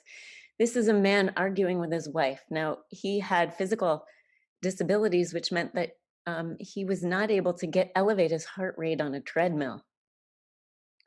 But look how high his heart rate went in a moment of anger toward a loved one, 160 beats per minute. And what's key here is that when he wrote in his little diary that the argument had ended, did it end in his body? Absolutely not. His heart rate remained elevated and still hadn't returned back to baseline over an hour later. What's so important, this could seem like an irrelevant fact when we're talking about the creation of 600 new weapons of mass destruction, but who's the person behind it that could push the button that would deploy it? And what if they had an argument with their spouse that morning? This capacity for self-regulation is our capacity for building world peace. And we can do it on the spot in a heartbeat. So Rebecca spoke about Black Lives Matter, and if we look at unnecessary use of force and the violence against people of color in our country here in the United States, if you imagine a police officer has an altercation with somebody, and then they get called 5 minutes later to another event and their heart rate is still 190 beats per minute from the last event. They're still in fight or flight, prey predator. If I don't want to be the prey, then I have to be the predator mode. Of course, physiologically, there would be an unnecessary use of force. But look at what happens when police officers are trained in HeartMath, as the entire Dutch National Police Force is. Within moments of completing an event, they can reset their physiology back to self and situational awareness to reduce the risk of unnecessary use of force. And here's the tool that this police officer used. We're going to do it together right now. A tool that can help you tap into the guide inside you. So I want to invite you to experiment with me right now. First, just notice, as we've been discussing some sober human issues today, what's happening in your body, your emotions, your thought process, in the vehicle of your activism. Maybe you could just type some words into the chat. I notice just talking about things, hearing some of the stories, my shoulders are getting tense, my neck was getting tense, my jaw. What do you notice happening in your body as we confront, as Anne wrote in the chat, the pale, stale male legacy?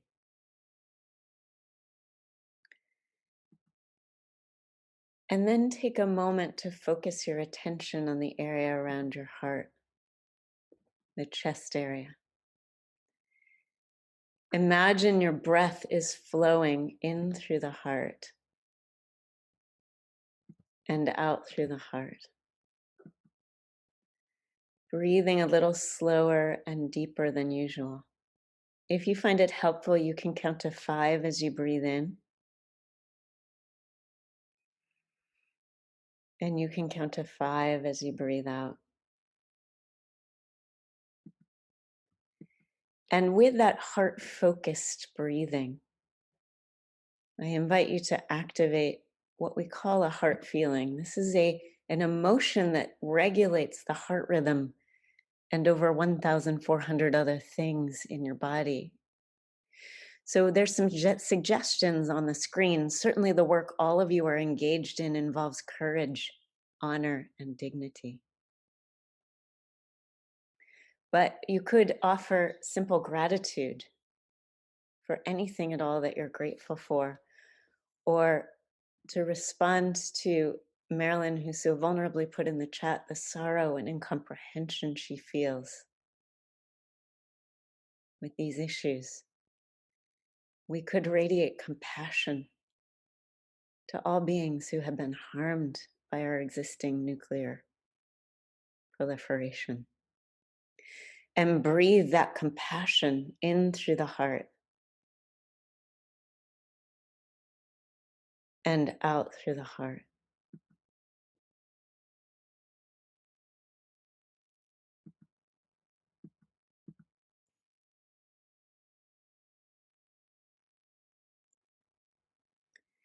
As you breathe this compassion or courage in through the heart and out through the heart, what do you notice happening in your body, your emotions, your thought process? For those whose cameras are on, do you feel more vitality? Just give me a thumbs up. Or do you feel more drained doing this exercise? So I'm only seeing thumbs up in the chat. And Marilyn went from experiencing sorrow and incomprehension to calm. Would that increased vitality and calm make you a more effective advocate for nuclear abolition or less? Thumbs up if more. Obviously more. It's a source of stamina, but it also turns out to be a source of clear thinking and strategic capacity. So just like driving in a domain with a terrible cell phone signal, if you can imagine you have this radical intelligence in the center of your chest that would guide you in how to move your mission forward, who to talk to when and what to say, or what art to present, as in Rebecca's stunning story, to reach into their hearts and create dynamic change. But when we're running that prey-predator survival chaos physiology inside us, our reactivity, which it's easy to be triggered in this work, isn't it? Because unlike so many, you all are not turning your eyes or averting your gaze from the truth. So to have mastery, to confront what is true without being triggered by it, allows us to be change agents in the face of it. Because when we become reactive, we cut off the signal that gives us access to eavesdrop on the intelligence of the heart. That static on the line means we can no longer hear the guide inside. That would be the core mentor within us that would guide us to all the mentors outside us. And so this capacity to shift to the heart, this is just sort of a humorous image that conveys a scientific term called cortical inhibition. The triggered or upset baby, the furrowed brow is not for the predator of a future Botox doctor or plastic surgeon. It's actually an indicator of if we put this child or any of us when we're upset and triggered in an MRI, we're shutting down the higher centers of the brain. Cortical inhibition. And when we shift to the heart and activate this coherent heart rhythm, it's literally what is meant by an open mind. We open the aperture of the frontal and prefrontal lobes, which are the decision-making dialogue capacity centers of the brain. The Dalai Lama has said that dialogue is the vehicle for ending violent conflict. This is the verbal communication center of the brain. This is the center of the brain responsible for visionary foresight and goal setting. In order to access this capacity, we have to be able to activate the heart, which sends a signal up the vagus nerve telling the brain, we're not in immediate danger of losing our lives. We can afford to have a chat about this. If you look at the greatest risk we've come to deploying our nuclear weapons, every single incident occurred via a miscommunication. Even the bombing of Hiroshima itself occurred over a mistranslation and miscommunication. The heart is a key in the door to dialogue, to stop the violence. So when we're in this prey-predator physiology of an incoherent, stressful heart rhythm, then we will react in defense and offense. But the moment, and then this sort of gazelle tiger situation moves into modern bombs. No different. But in a heartbeat, we can activate coherence, which opens up our higher cortex and heart intelligence. And that is the foundational intelligence that leads to sustainable development and peace. So this is really just moving from old survival software to downloading an upgrade from the inner net of the heart. And I'm certain that I must be close to my time, but I'd like to take you through. You're good. You're still good. Okay, thank you, Cynthia. I'd like to take you through an exercise that shows you how we can do this in the incredible advocacy that all of you are investing your life force in. So I want to invite you to pick a situation in your life's work, in your mission, that has triggered incoherence for you. Ideally, don't pick the biggest thing. The heart is, after all, what kind of tissue? It's a muscle. That's good news because it means we can condition it, we can train it. But it also means that you're about to work out your heart muscle. So don't pick up the heaviest weights in the gym on your first day at the gym. You'll get injured and then you won't want to come back. So pick something mid-level, something moderate that has triggered incoherence for you. It has upset you in some way in your work in this field. And write that down. Write the situation down.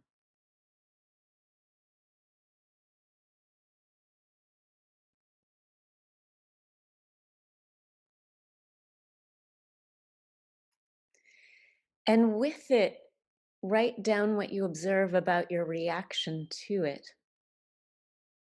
What's happening in your reaction to this situation in your body, your emotions, your thought process, your interactions with other people and how they respond to you?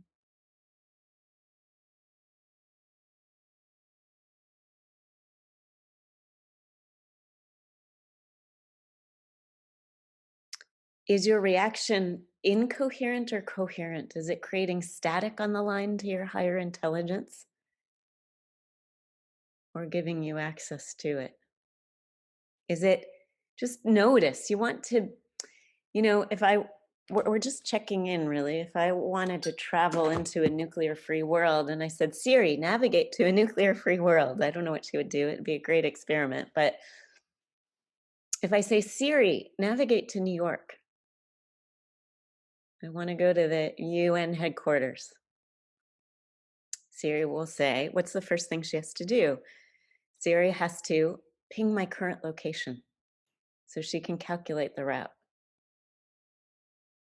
She doesn't say back to me, ew, what are you doing in Boulder Creek?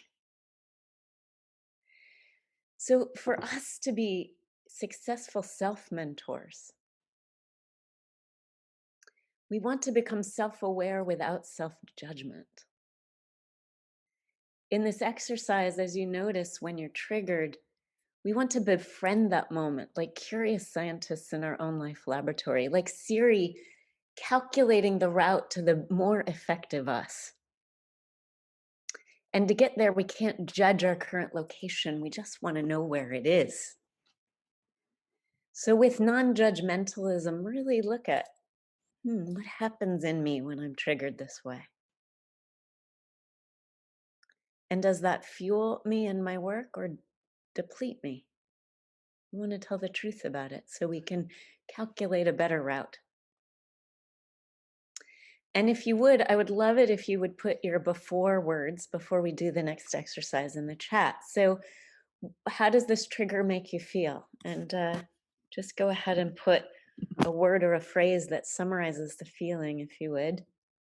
Oh, sorry, in the chat.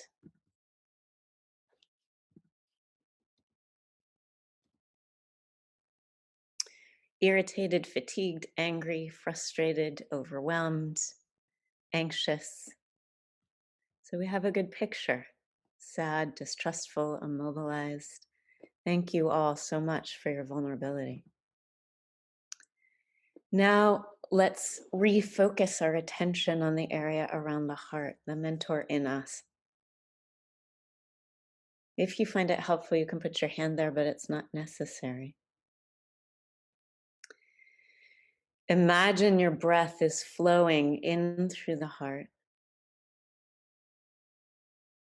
and out through the heart, breathing a little slower and deeper than usual. If you find it helpful, you could count to 5 as you breathe in and count to 5 as you breathe out, or whatever rhythm, 4, 3 is comfortable for you. The key is to have an even inhale and an even exhale, because that balances the autonomic nervous system where the fight, flight, survival mode kicks in. And as you breathe in through the heart and out through the heart, first let's just appreciate this community. That you're not alone in your commitment, that Cynthia has drawn this incredible group of people together. And breathe that feeling of appreciation in through the heart and out through the heart. And allow that now to extend to appreciation for the mentors you love and respect. The way Rebecca referred to, I believe it was Ambassador Bani. Breathe gratitude for your mentors, the people who have inspired and touched you, in through your heart and out through your heart.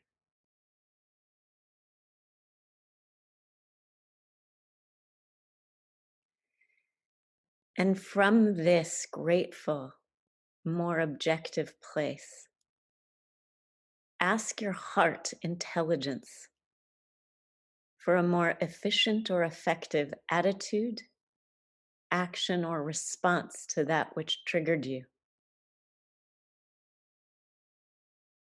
A response that minimizes your stress.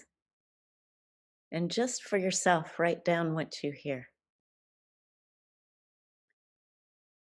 Ask yourself for a more effective, efficient attitude, action, or response to that which has triggered you. A response that minimizes your stress, and just write down the first thing that comes to you. If nothing comes, no big deal. My phone is off right now. I'm sure it's been ringing all morning. Just because my mentees are calling me doesn't mean I'm picking it up, because I'm with all of you. And the heart works the same way. So if you didn't hear anything right away, leave your heart a voicemail and it'll call you back when the time is right. But notice now how you feel. What's happening in your body, your emotions, your thoughts. Pick a word or a phrase that summarizes your heart's response here. And write down a summary word of your heart's response in the chat.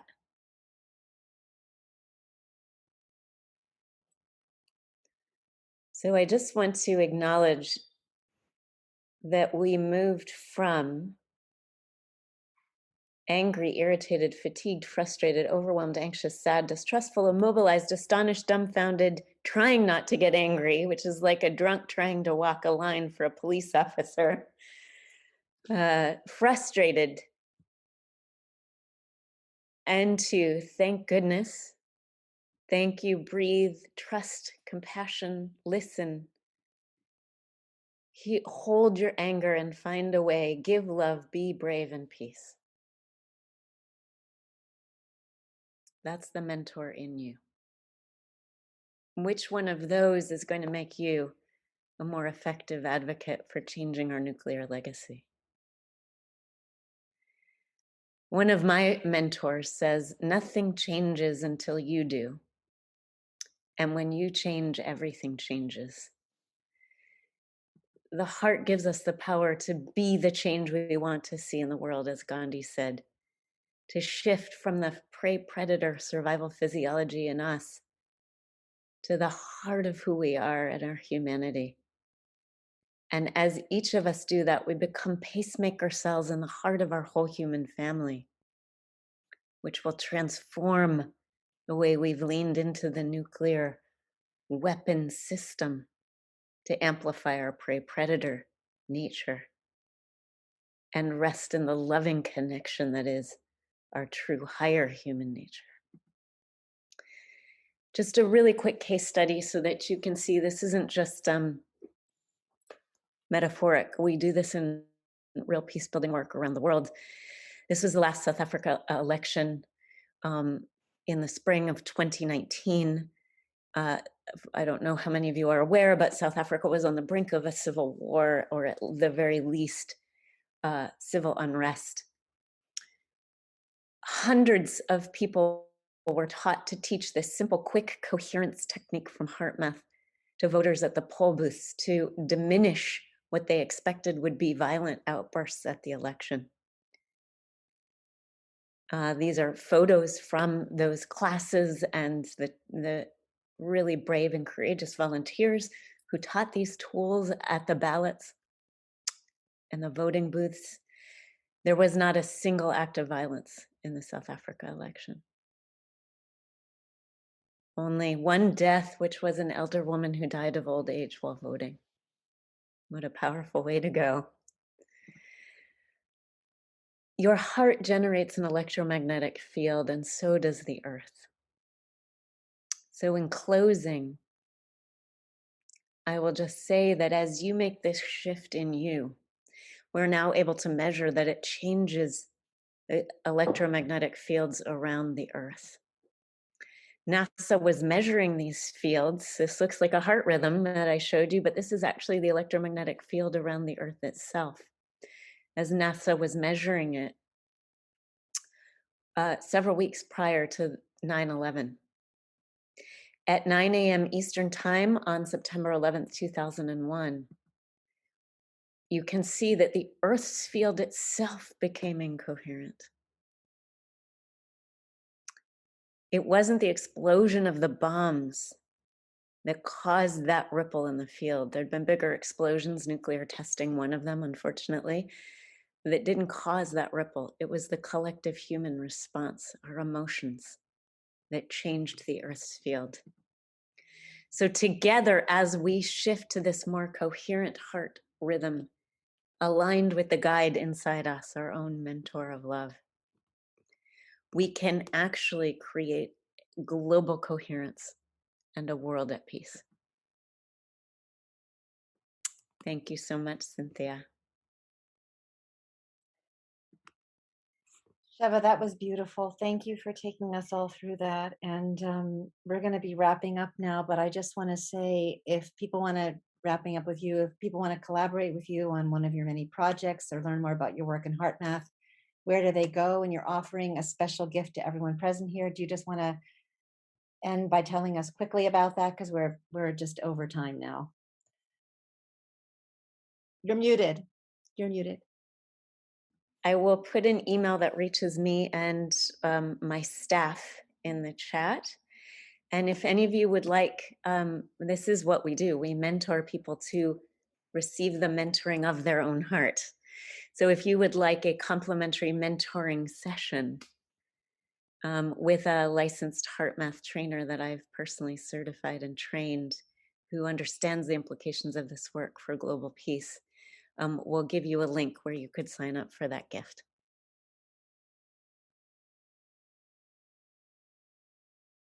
Thank you, dear Sheva. Blessings. That was just so beautiful, bringing it all together for ourselves and the world. And thanks to all of you mentors for being with us, and Auntie Puna, and our own personal mentors, Colette, and the mentors from before. We're going to, and I want to thank Tom for wonderful tech check, and I want to tech management, and Colleen for the social media, and all of you. We're going to take a 5-minute break because I think everybody needs to get up and move. I know I do. And then for those of you who want to stay for our post-session mentoring chat, would love to hear your stories, would love to continue the conversation for any of you who want to stay with us. There's so much more to share. I'd love to hear so much more from all the mentors and everyone here today. So let's just take a 5 minutes break, and then Auntie Puna will do a blessing at the end of the post session chat to wrap us up. But we'll be back in 5 minutes, and so grateful to all of you. Much love from the heart. See you soon. Welcome back, everyone, for those of you who are still here with us. And thank you again, all of you, for being present with us for this very special time together. It's really been amazing. And I just want to open the circle to anyone to share a story about a mentor, or if there's something else that you want to share that's come up as a result of the session. This is just an open space, but really the original intention was to have people honor and share those they've mentored and who have mentored them. But I also want to open the space for other sharing if things have come up that you would like to share at this time. So I'm opening it up to anyone. And we'll look at the raise hand function for anyone who wants to speak, to please raise your hand. Let's see.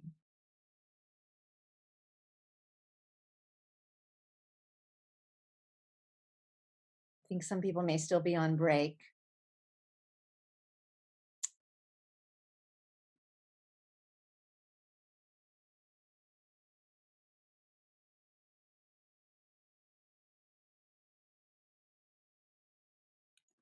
Does anyone have questions for any of the mentors or Colette? Do you want to unmute yourself, Colette? It's been an absolutely amazing collection of stories and about how people got where they are. And I'm so touched. I really wanted to ask Cecily in particular about whether she and her group have had contacts with people in the establishment who are pushing rearmament and the building, for example, of these 600 monster missiles that we read about in the bulletin. People in the defense industry, in the Pentagon, the lobby, it's such a strong power. And I don't know whether her outreaches that are many as she described them, includes people in those areas. Cynthia, you may also have noticed that the woman who is the head of Northrop Grumman said that she used to be on the other side. And now she feels that the only way her son will be secure in his life is by building these monsters, which is a really shocking thing, because if you take in everything we heard, it should be going the other way. I was struck, just one more comment, and then I'll be interested in what Cecily says. I was struck by how many people get their full living in those 5 states where the ICBMs currently are and where the monsters will be. That is, the servicing, the maintenance, the air bases, the whole schmear gives a lot of people their living. And so one begins to think we would have to find a replacement for them with jobs that will be really good 21st century planet-saving jobs. And I remember reading something by Bill Gates, who said, well, government and the private sector should pool their financial investment resources and invest in some collective way in creating those kinds of jobs, so that the risk, which would be very great for any single company to take such a jump, such a leap, would be diminished for any single company. That's an enormous challenge, because it points to changes in the structure of our economy, the way things are done, although government and the private sector have often cooperated in interesting, good research that has led to, going to the moon and all kinds of wonderful, wonderful things that many people don't realize. The building of the interstate highway and system and so on. So there is a precedent for this kind of collaboration, but I'm just beginning to think, how do we do this? How do we begin to step down and back from this very powerful establishment that we've created over the years in nuclear weapons and other weapons? Mhm. Oof. Well, I wish I had the answer. I wish I had just a quick, easy answer I for know you. there's no quick answer. I think a couple of things come to mind. I mean, I think the first thing is there are three major factors I think that are going to be really influential in this. So the first one is that I think we're seeing significantly more public support for shutting these things down. So, you know, a recent poll, I have the data right here that was done by Rethink Media and the Federation of American Scientists found that only 38% of Republicans and 19% of Democrats were supportive of the GBSD program, the Mhm. ground-based strategic deterrent. 64% of Americans favor delaying the program for an overall review. And a good chunk of, I can't remember exactly the number and I didn't write it down, but of folks highlighted exactly what you said about jobs, that they were 100% in favor of getting rid of it if they could be ensured that everyone who lost a job because of that gained a job in some other way. So I think that the public support and the public understanding that these things are dangerous is there, and that the major issue is the economic one. And so for me, the one of the bigger solutions to that is, as Rebecca just pointed out in the chat, is the Green New Deal. Is that we have these wonderful ideas about ways that we can revolutionize our economy to be significantly more not only focused on peace, but focused on sustainability in a way that will allow us to have a future. This is, you know, nukes are not the only existential threat that we're dealing with right now, right? So finding a way to solve, you know, two of these existential threats through systemic solutions, I think is really going to be critical. So that's one way, you know, that we can tie those solutions together. And then I think the third thing that is incredibly relevant right now is COVID-19 has really shown us as a nation, as a world, that the status quo is completely changeable. And I think that was a shock to the system that a lot of people needed. I think that there was an assumption that, you know, this is just how we do things. And all of a sudden, everybody's working from home. And, you know, I remember a year ago when there were employers who wouldn't let their staff work from home because what if they did laundry in the middle of the day? You know, and now here we are, all of us doing our laundry in the middle of the day and also still managing to get our jobs done. And I think that absolute undermining of the idea that the status quo is you know, how business needs to be done has been of huge value to those of us who are trying to completely shake up the system. So I think we're in a good moment to address a lot of these things. I will just say, in terms of the ground-based strategic deterrent, you know, we are working with a lot of organizations on this work, and both inside and outside of the nuclear advocacy space. So I'm really encouraged that there's a lot of energy there, and I'm encouraged that we're seeing some support from inside the new, you know, from inside the Biden administration, from Congress. It's an uphill battle, no doubt. But it's not the kind of uphill battle it was, you know, 3 months ago. So we have some potential on the horizon that I think is exciting. Good, thank you. Absolutely. I know lots of questions and stories yet to be told.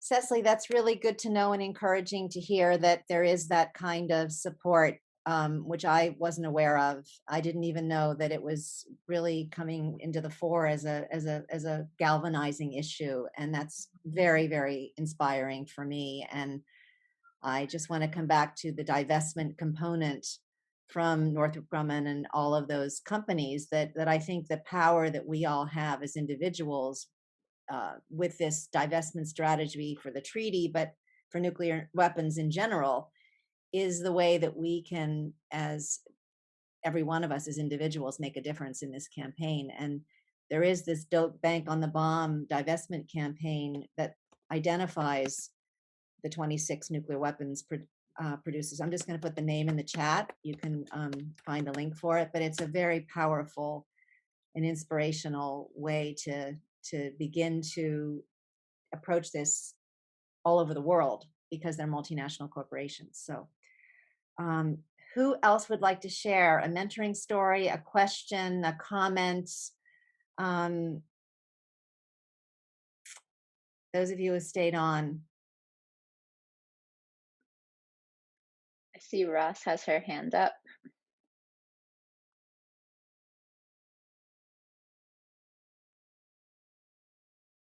Yeah, unmute yourself, Ross, and join us. Yeah. Hey, thank you. It's such a wonderful session today to hear Rebecca again and meet you, Cynthia, and Sheva and Cecili, and thank you, everyone. I just wanted to share about a beautiful woman who was my mentor, since it seemed such an obvious cue to mention her. I don't know if you can see. This is Polly Higgins, and I don't know if any of you have heard of her. She was a lawyer, international lawyer. Very sadly, she died in 2019 after a very aggressive cancer.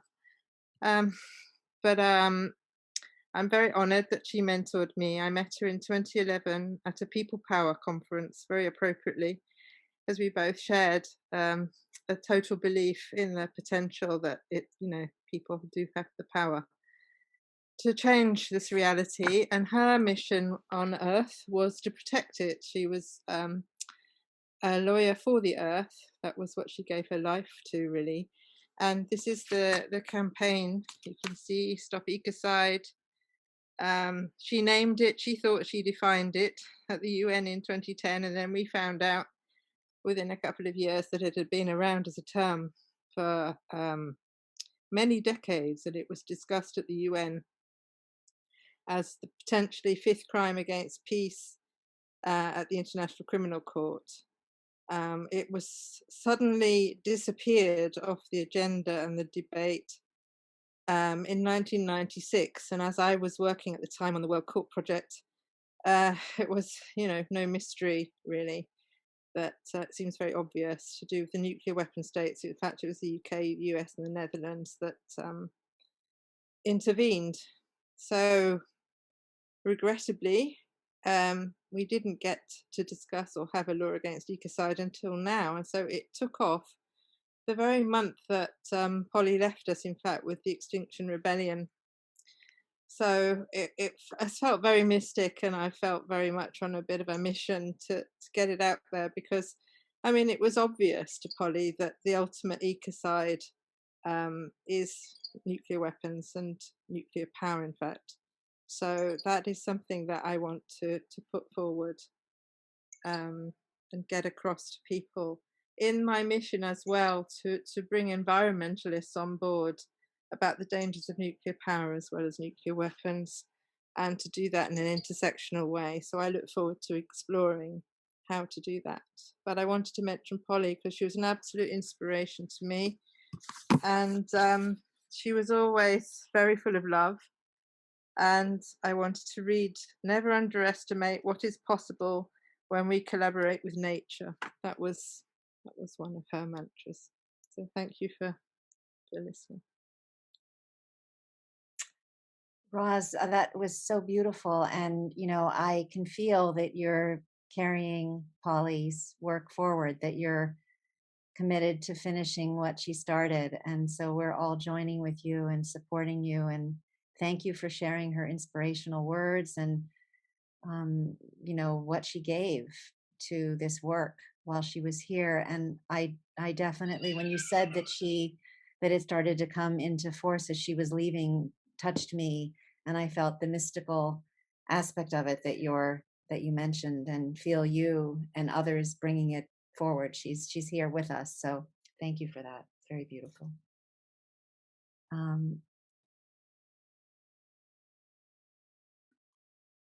Who else would like to share or ask a question?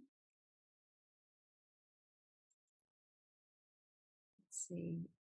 Colette has another one. Colette, you have another question, I see. Could you unmute yourself? I want to say a word about another young mentor, probably your generation, Cynthia, and that's Gloria Duffy, uh, whom I've known for many, many years. She was a colleague of Bill Perry's at Stanford, and he made her the head of the delegation, the non-Lugar denuclearization of the three Russian republics, Soviet republics that became separate countries, Ukraine, Kazakhstan, and Belarus. And she was the head of the group that went, the delegation that went to negotiate the one in Ukraine, which had most of the Russian Soviet nuclear weapons. And I remember she said she was very, at the time, probably in her late 30s, very pretty, very good looking. And I remember that the Russians were astounded that such a young woman was the head of the delegation. They were very impressed. At that time, it was a great shock because no women were at all involved in that.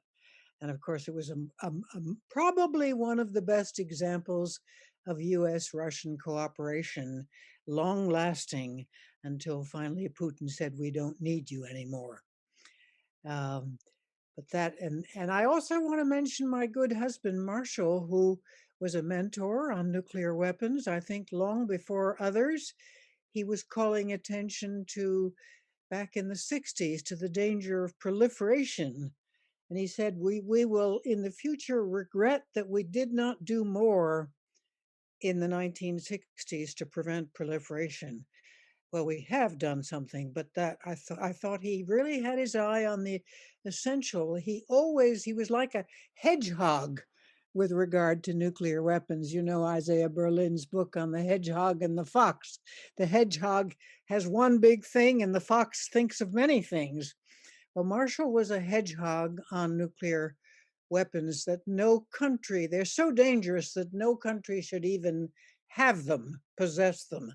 And now we would add to that no non-country group as well.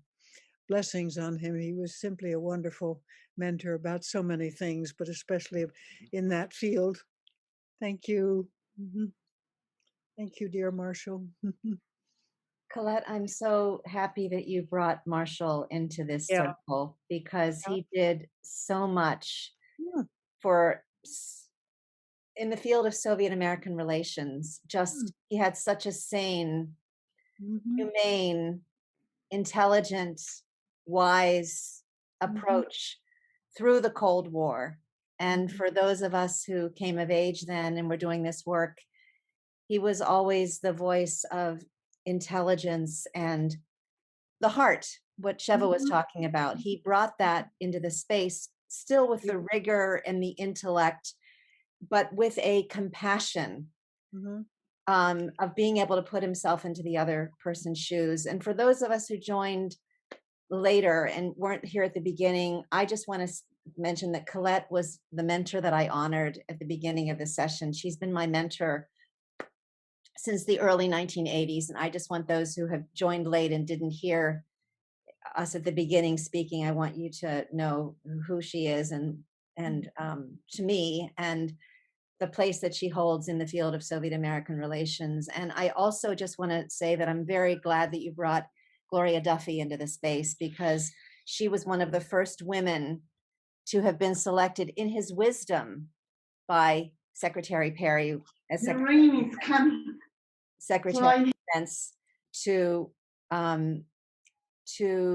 really lead that delegation. And it was a teaching for all the Soviets at the table. It was a teaching for them. They didn't know what to do with a woman on the other side of the table. And that really was transformational. And finally, I just want to say that the person who actually introduced me to you, Colette, we both have women and men mentors in our life, happens to be on the call. And he was my mentor also. And he told me that I had to meet you, so that you two are on this call together. I just have to say it. I'm stunned, Jim, that you're here. I just want to say thank you, Jim, for bringing me to Colette and for all the wisdom and grace and mentoring you gave me in the work in citizen diplomacy. When I came to you and said, I want to work for you, you said, no, you start your own program and I'm going to help you. You don't need me. I'll support you in doing this. And that was unprecedented and so rare at that time. So thank you for bringing Colette into my life, who has graced me now for 40 years, and for you being with us today. So I just want to say that to you. Thank you. Yeah, please. Can I say something? Please. First, as Sheva knows, I really feel deep gratitude in my heart for what you've just said. So thank you. It's in the sort of heart brain that these sorts of good feelings, good expressions of goodness, etc. I've learned to take 15 to 20 seconds to just feel it deeply inside. So thank you, Cynthia. I wanted to say two things. Colette, so nice to see you again. Mm-hmm. I don't know if you remember, but you and Marshall were very important to me 40 years ago. I just let people know, Cynthia, Colette, and I have known each other for 40 years. I mean, we're talking the 1970s and 80s when we were all working on the US-USSR Cold War, stop the bomb stuff. And so it's really nice to see you, Colette. And I appreciate you honoring Marshall, because Marshall is very important to me. But I also wanted to say a word about a shift in the mentor-mentee, let's say, relationship. As Cynthia has pointed out, at one point in the beginning of our relationship, as she just put it, I was sort of a mentor to her. I wouldn't exactly look at it that way, but I understand that language. What I was going to say is that she has become a mentor for me in recent years. And so it's just interesting that over time, what we learn and teach one another can shift around so that we're learning and being taught by the person once we learned and taught. We taught and learned from, and they learned from us. Yes. Cynthia and I had a deep relationship years ago when we were both working on the US-Soviet challenge. And then we went different directions, and I sort of left all of that behind about 20 years ago and moved to Bolivia, where I live. And a part of that was, in a sense, it's like this. Baba Ram Dass, some of you may remember Baba Ram Dass, but he used to talk to me about a challenge I had, which was, as he put it, life is about remembering who we truly are and forgetting in the illusion of the external world, and then remembering and then forgetting. And I've been through that many times, so that at a certain point, I sort of retreated from that and have gone into more of a contemplative phase of my life with a deep study of neuroscience. So I now teach programs on neuroscience and always include heart math. It's funny because 20 years ago, I used to be a frequent visitor to the Institute, Heart Math Institute, because Doc and I were both concerned about the Y2K situation, the turn of the century. And I wrote a book on it, which Doc assisted me to work out certain heart math tools that I put in. And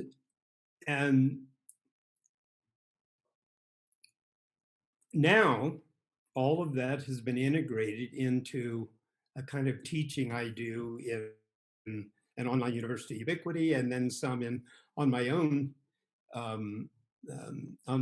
in association with other groups. And that brought me to meet Cynthia once again, in the last year, let's say. It's probably been more recent than that. And then reading everything Cynthia has done in the last 10 to 15 years, I realized, wow, I need to learn from her now.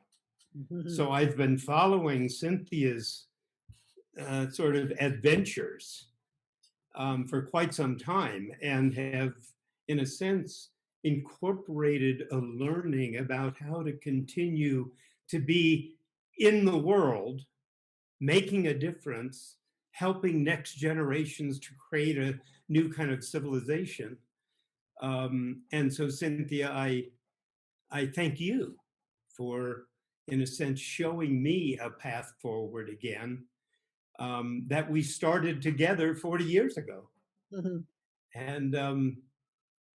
And so I just wanted to bring that in. There is a time when sometimes the teacher and the student reverse roles, and the teacher becomes the student and the student becomes the teacher.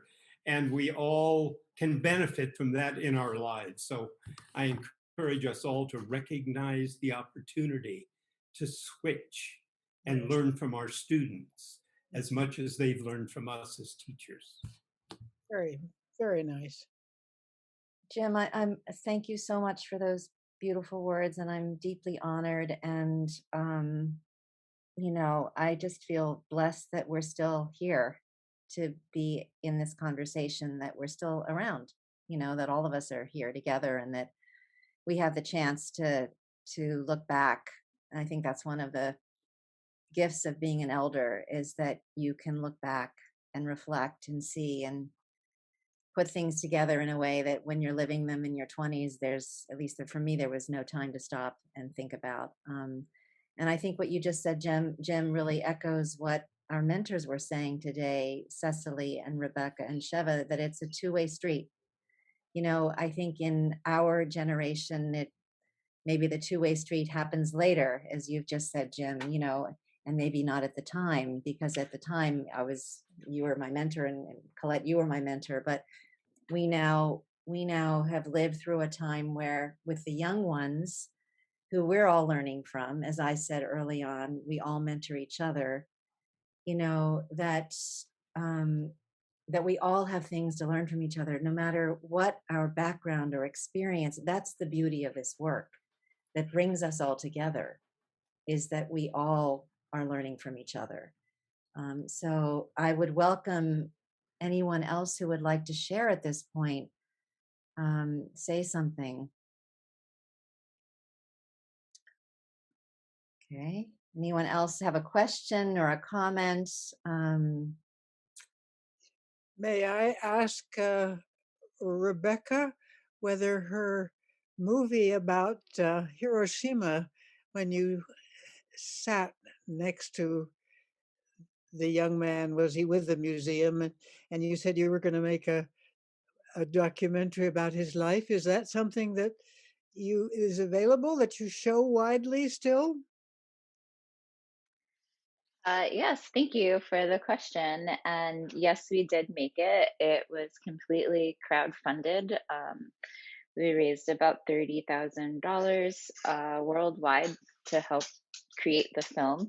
It has been shown at a number of large nuclear abolition conferences, mainly in Japan with Mayors for Peace, but it is available for free on YouTube. I'll put the link in the chat. I remember I would like to see that film. Is it available on your website, or? Yes, it is, but it's it connects to YouTube, so it's just a picture on the website, but it goes to YouTube. So I'll just send you the direct link. I've only been to Japan once, and unfortunately, we did not go to Hiroshima. And I think that's such a powerful experience. So many more people should come close to it in some way. I remember being at Norman Cousin's home for lunch one day, and there was a big suitcase trunk really on the lawn. And there was a woman from Japan who said she'd been working with women who'd lost their hair during Hiroshima, and she opened up the trunk and she had wigs inside it. And these were wigs that she was collecting to take back. This was very soon, as you can gather, after Hiroshima. But I remember being struck by the many ways that one could respond, and the many things that were needed, and how hard it was to really help people who'd been through it. Yeah. I actually have a lot of clips now. So I do have the documentary that was made. His name is Mito-san. He was an in utero survivor that I met. And so I have that full documentary, but we also have, I lived in Japan for 5 years and have been back in the United States now. Actually, in May, it will be 5 years that I have been back. So, but I continue to go back and forth, and I have many interviews of other survivors and of other hibakusha. So throughout my work, storytelling is such an important aspect of the work that I do, and really highlighting the survivors' stories and their voices has been a large part of our work. So there's a number of smaller clips and different things putting together a number of the different survivor stories. Yeah. Cynthia, Jim spoke very movingly about following you, your activities, and I'm wondering whether the next big space you had hoped would be working with Russian women in Russia, and it's not a good time in many ways there. And I wonder whether, not having been able to go there in the last year, you've reflected on this and asked yourself what would be possible, or talked with our mutual friend Nadia Azgikina about what she thinks might be possible, because there's a huge untouched, really unexplored potential there among these women.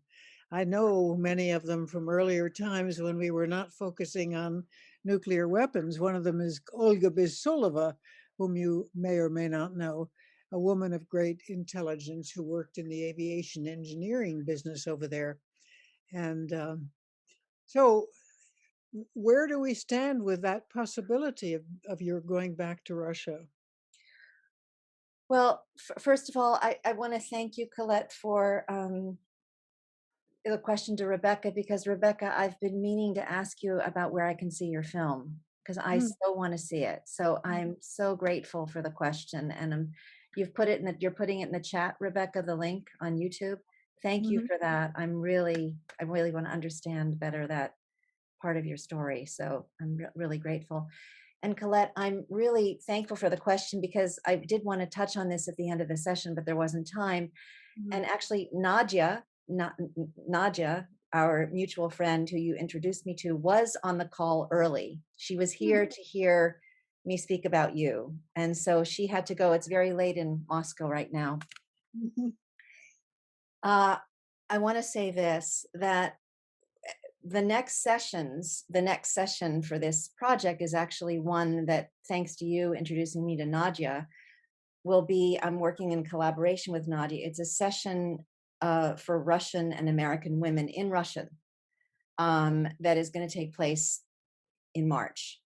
And Nadia has selected a small group, but a group of about 10 outstanding women. Either one is a Nobel literature laureate, one is an LGBT activist, one is a business person. I mean, they're just across a domestic. She's interested in someone who works on domestic violence issues, and others who have written about Chernobyl and who are involved in the nuclear space, but not in the traditional security space so far, to come together as a core group as we work to then have a larger session bringing together traditional actors from the security space who don't cross paths with this wider spectrum of women on the work that they do. That's not happened before. But all of this, for all of you from other parts of the world and from the United States in particular, this is all seed planting for a session we're planning to do in the spring, in May or June, where we're going to be bringing together Russian and American women, inviting women from everywhere, but where we can actually talk about how we work together to change the story as women, Right. and how we restore the dialogue, how we work to end the arms race, how we work to bring um, the really the abolition of nuclear weapons ultimately. But it's really, so that's sort of, Zoom has not inhibited the contacts, but what it has inhibited, which is so important, as you know, Colette, I can't have the one-on-one across the dinner table conversations where people can tell me things that they're not going to tell me on Zoom, and they're not going to tell me on email, and they're not going to tell me even maybe in WhatsApp. And with that, I want to mention someone who's on the call who's been quiet. She was a mentor on an initial session. Her name is Natalia Zhurina. And Natalia, if you're listening, I would invite you to show yourself and unmute yourself. I know you're on the call still, but Natalia is a young Russian, which I didn't know could exist, even with my expertise, independent disarmament professional. I met her in Moscow. She reached out to me, and we've been collaborating, but she has now moved to Mexico City, where she's a nonproliferation and disarmament specialist for OpenAL, the Latin American organization on the nonproliferation of nuclear weapons. So Natalia, if you're here, I'd love for you to say hello and maybe give your comments on Colette's question. But otherwise, I just want to acknowledge you. And Natalia's nickname for me is, I call her my nuclear daughter. She's young, but she's someone, we're in very close touch on WhatsApp all the time. She does the WhatsApp for the Women Transforming Our Nuclear Legacy group, which I would invite you all to join. Maybe Tom, you can put that in the chat, that link. It's a way we stay in touch with each other between sessions. Natalia is very active in that, and in the Comprehensive Nuclear Test Ban Treaty Youth Group. So I still have great hope. I think it's a very exciting time. And I think we're gonna, with 90% of the world's nuclear weapons, we have to take the lead to come down to, as global zero, as Colleen and Cecili know, we have to come down to 300, your pathway, the global zero pathway, the level of China, before anybody else is going to talk to us about eliminating nuclear weapons. So I just wanted to thank you, Colette, for that question and giving me the chance to share something that I wanted to share earlier. So that's where we're going. Good.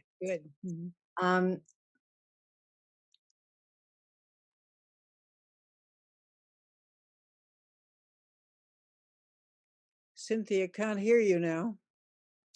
Anyone else who would like to share or make a comment or ask a question?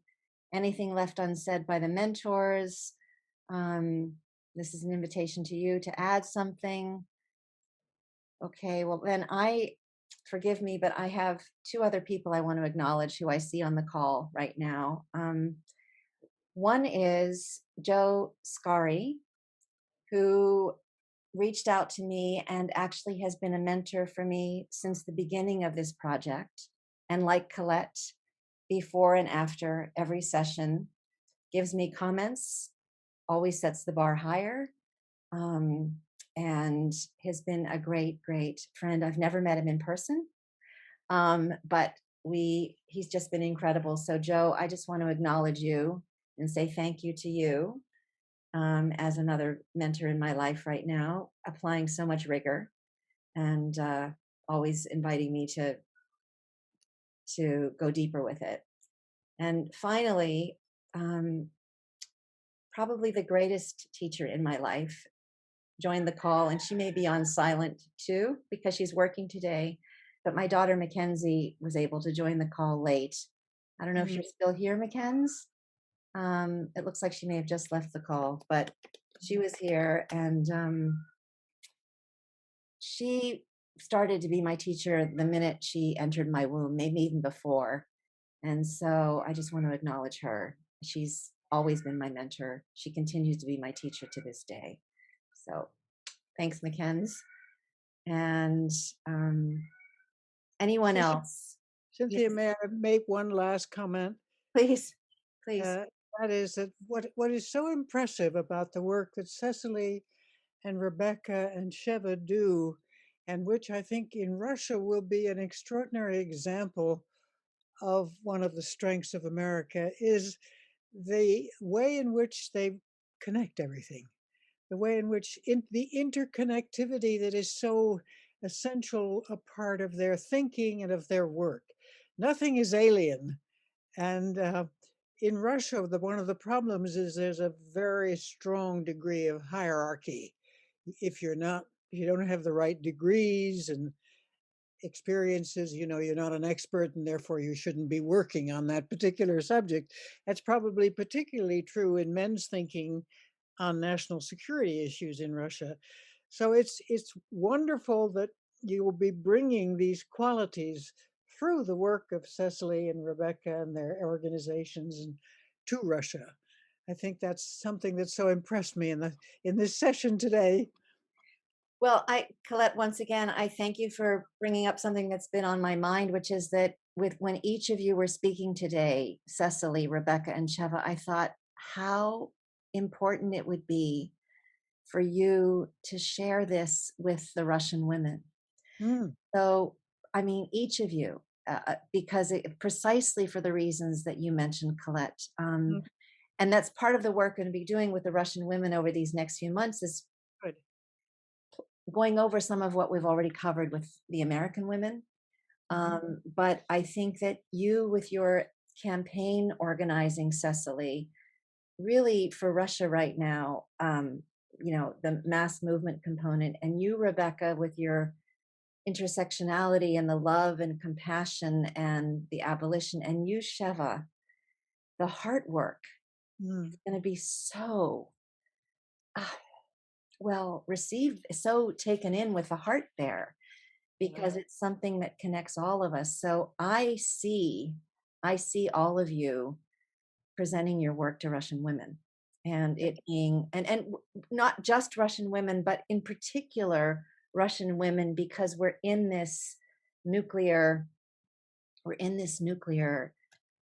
I don't want to use the word dance because that's too nice of a word, but we're in this nuclear game of Russian roulette with Russia, with still having over 90% of the nuclear weapons. And it's going to take this very subtle, nuanced, and rigorous, and organized, and strategic, and compassion, and deep listening, having the hard conversations, Rebecca. There's so much trauma that's unhealed. We thought we were done at the end of the Cold War, but we didn't take it all the way through. The Cold War trauma on both sides, the fear, Sheva, you've lived it in your own family, which is how we so deeply connected. Your father was blacklisted. You had to leave the United States. You have that trauma. But in the relationship, we have that trauma. We're still at war with Russia in our relationship, The memories of war go very deep there. Yes. Many generations after the end of the war, they're still there. 27 million people in World War II. Yep. That's unimaginable for America. It is. Okay. Well, at this point, I would like to thank you all again. If no one has anything else to share. I just want to say thank you to you. This has been a really just incredibly inspiring opportunity, and to be able to meet all of the incredible people that you have brought together here on this session. Thank you so much for including me. This is just wonderful. Thank you, Cecili. Thank you. I also would like to just say that, if this session had been held 20 years ago, it would be all men. It's about women took leadership in the world. And so I feel honored to just be able to listen to all of you with your insights and your commitment. And this is what the world needs. You know, as probably we all recognize, the men have turned it to crap. And you all bring an energy that can transform things. So I appreciate it and would be glad to listen in whenever you talk again. It's been very inspiring. Thank you, Tom, again, Colleen, for the social media sharing, for all of you present. I see you, Joe, now on the call. I hope you heard my kind words to you. All of you who are joining us, Natalia, Carol, I mean, all of you who are here today, I won't say all of your names, but for even staying with us for this post-session chat, and Roz, all of you who shared, Elizabeth, Christine, I'm just, my dad, my father's on the call, my God, I can't, thank you, Dad. You've been an incredible mentor to me too. So love you, Dad. Love you. You're almost 92, Colette. He's going to turn 92 this year. So, so thank you, Dad. Love you for all you've done. I wouldn't be here without you either. And I want to invite now Auntie Puna to close this very sacred time together with a closing blessing. And thank you, Auntie, for all that you've given and the way you hold me up in every session. We love you. Mahalo. I wanted to acknowledge Jean Stevens. I saw her raise her hand. Jean, I saw you raise your hand and I think that you got missed. I want to offer you an opportunity to say, give us your wisdom, if that's okay with you, please. That's okay. I appreciate your noticing. And I used to live on Kauai, so there's a part of my heart there. I lived there. I first came on the island in '68, and the last time I left, it was in '87 after I split up with my boyfriend. We had a home on Kilauea where Cynthia lives. So I really appreciate this discussion. When I left Kauai in 1982, well, at the beginning of 1983 after the hurricane, my boyfriend and I, we went around the world from the Philippines to China to Japan, where we went to Hiroshima and the museum, and then on through the Soviet Union and into Eastern and Western Europe and Turkey during the full moon of Ramadan. And it was really a life-changing experience. We arrived in DC probably about the time of September 26th, when Colonel Stanislav Petrov saved the world. So I can't thank you all. It makes me want to cry. Sometimes you feel really alone. And having your mentorship today meant a lot. Thank you.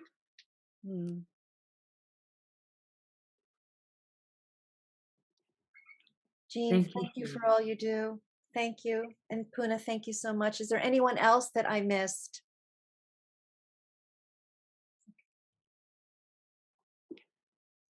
Ladies and gentlemen, I am so honored. You know, we are often reminded that we are all part of continuation inspired by our ancestry and our ancestors. Here in Hawaii, I think things are just a little bit simpler because our environment allows it to be flowing.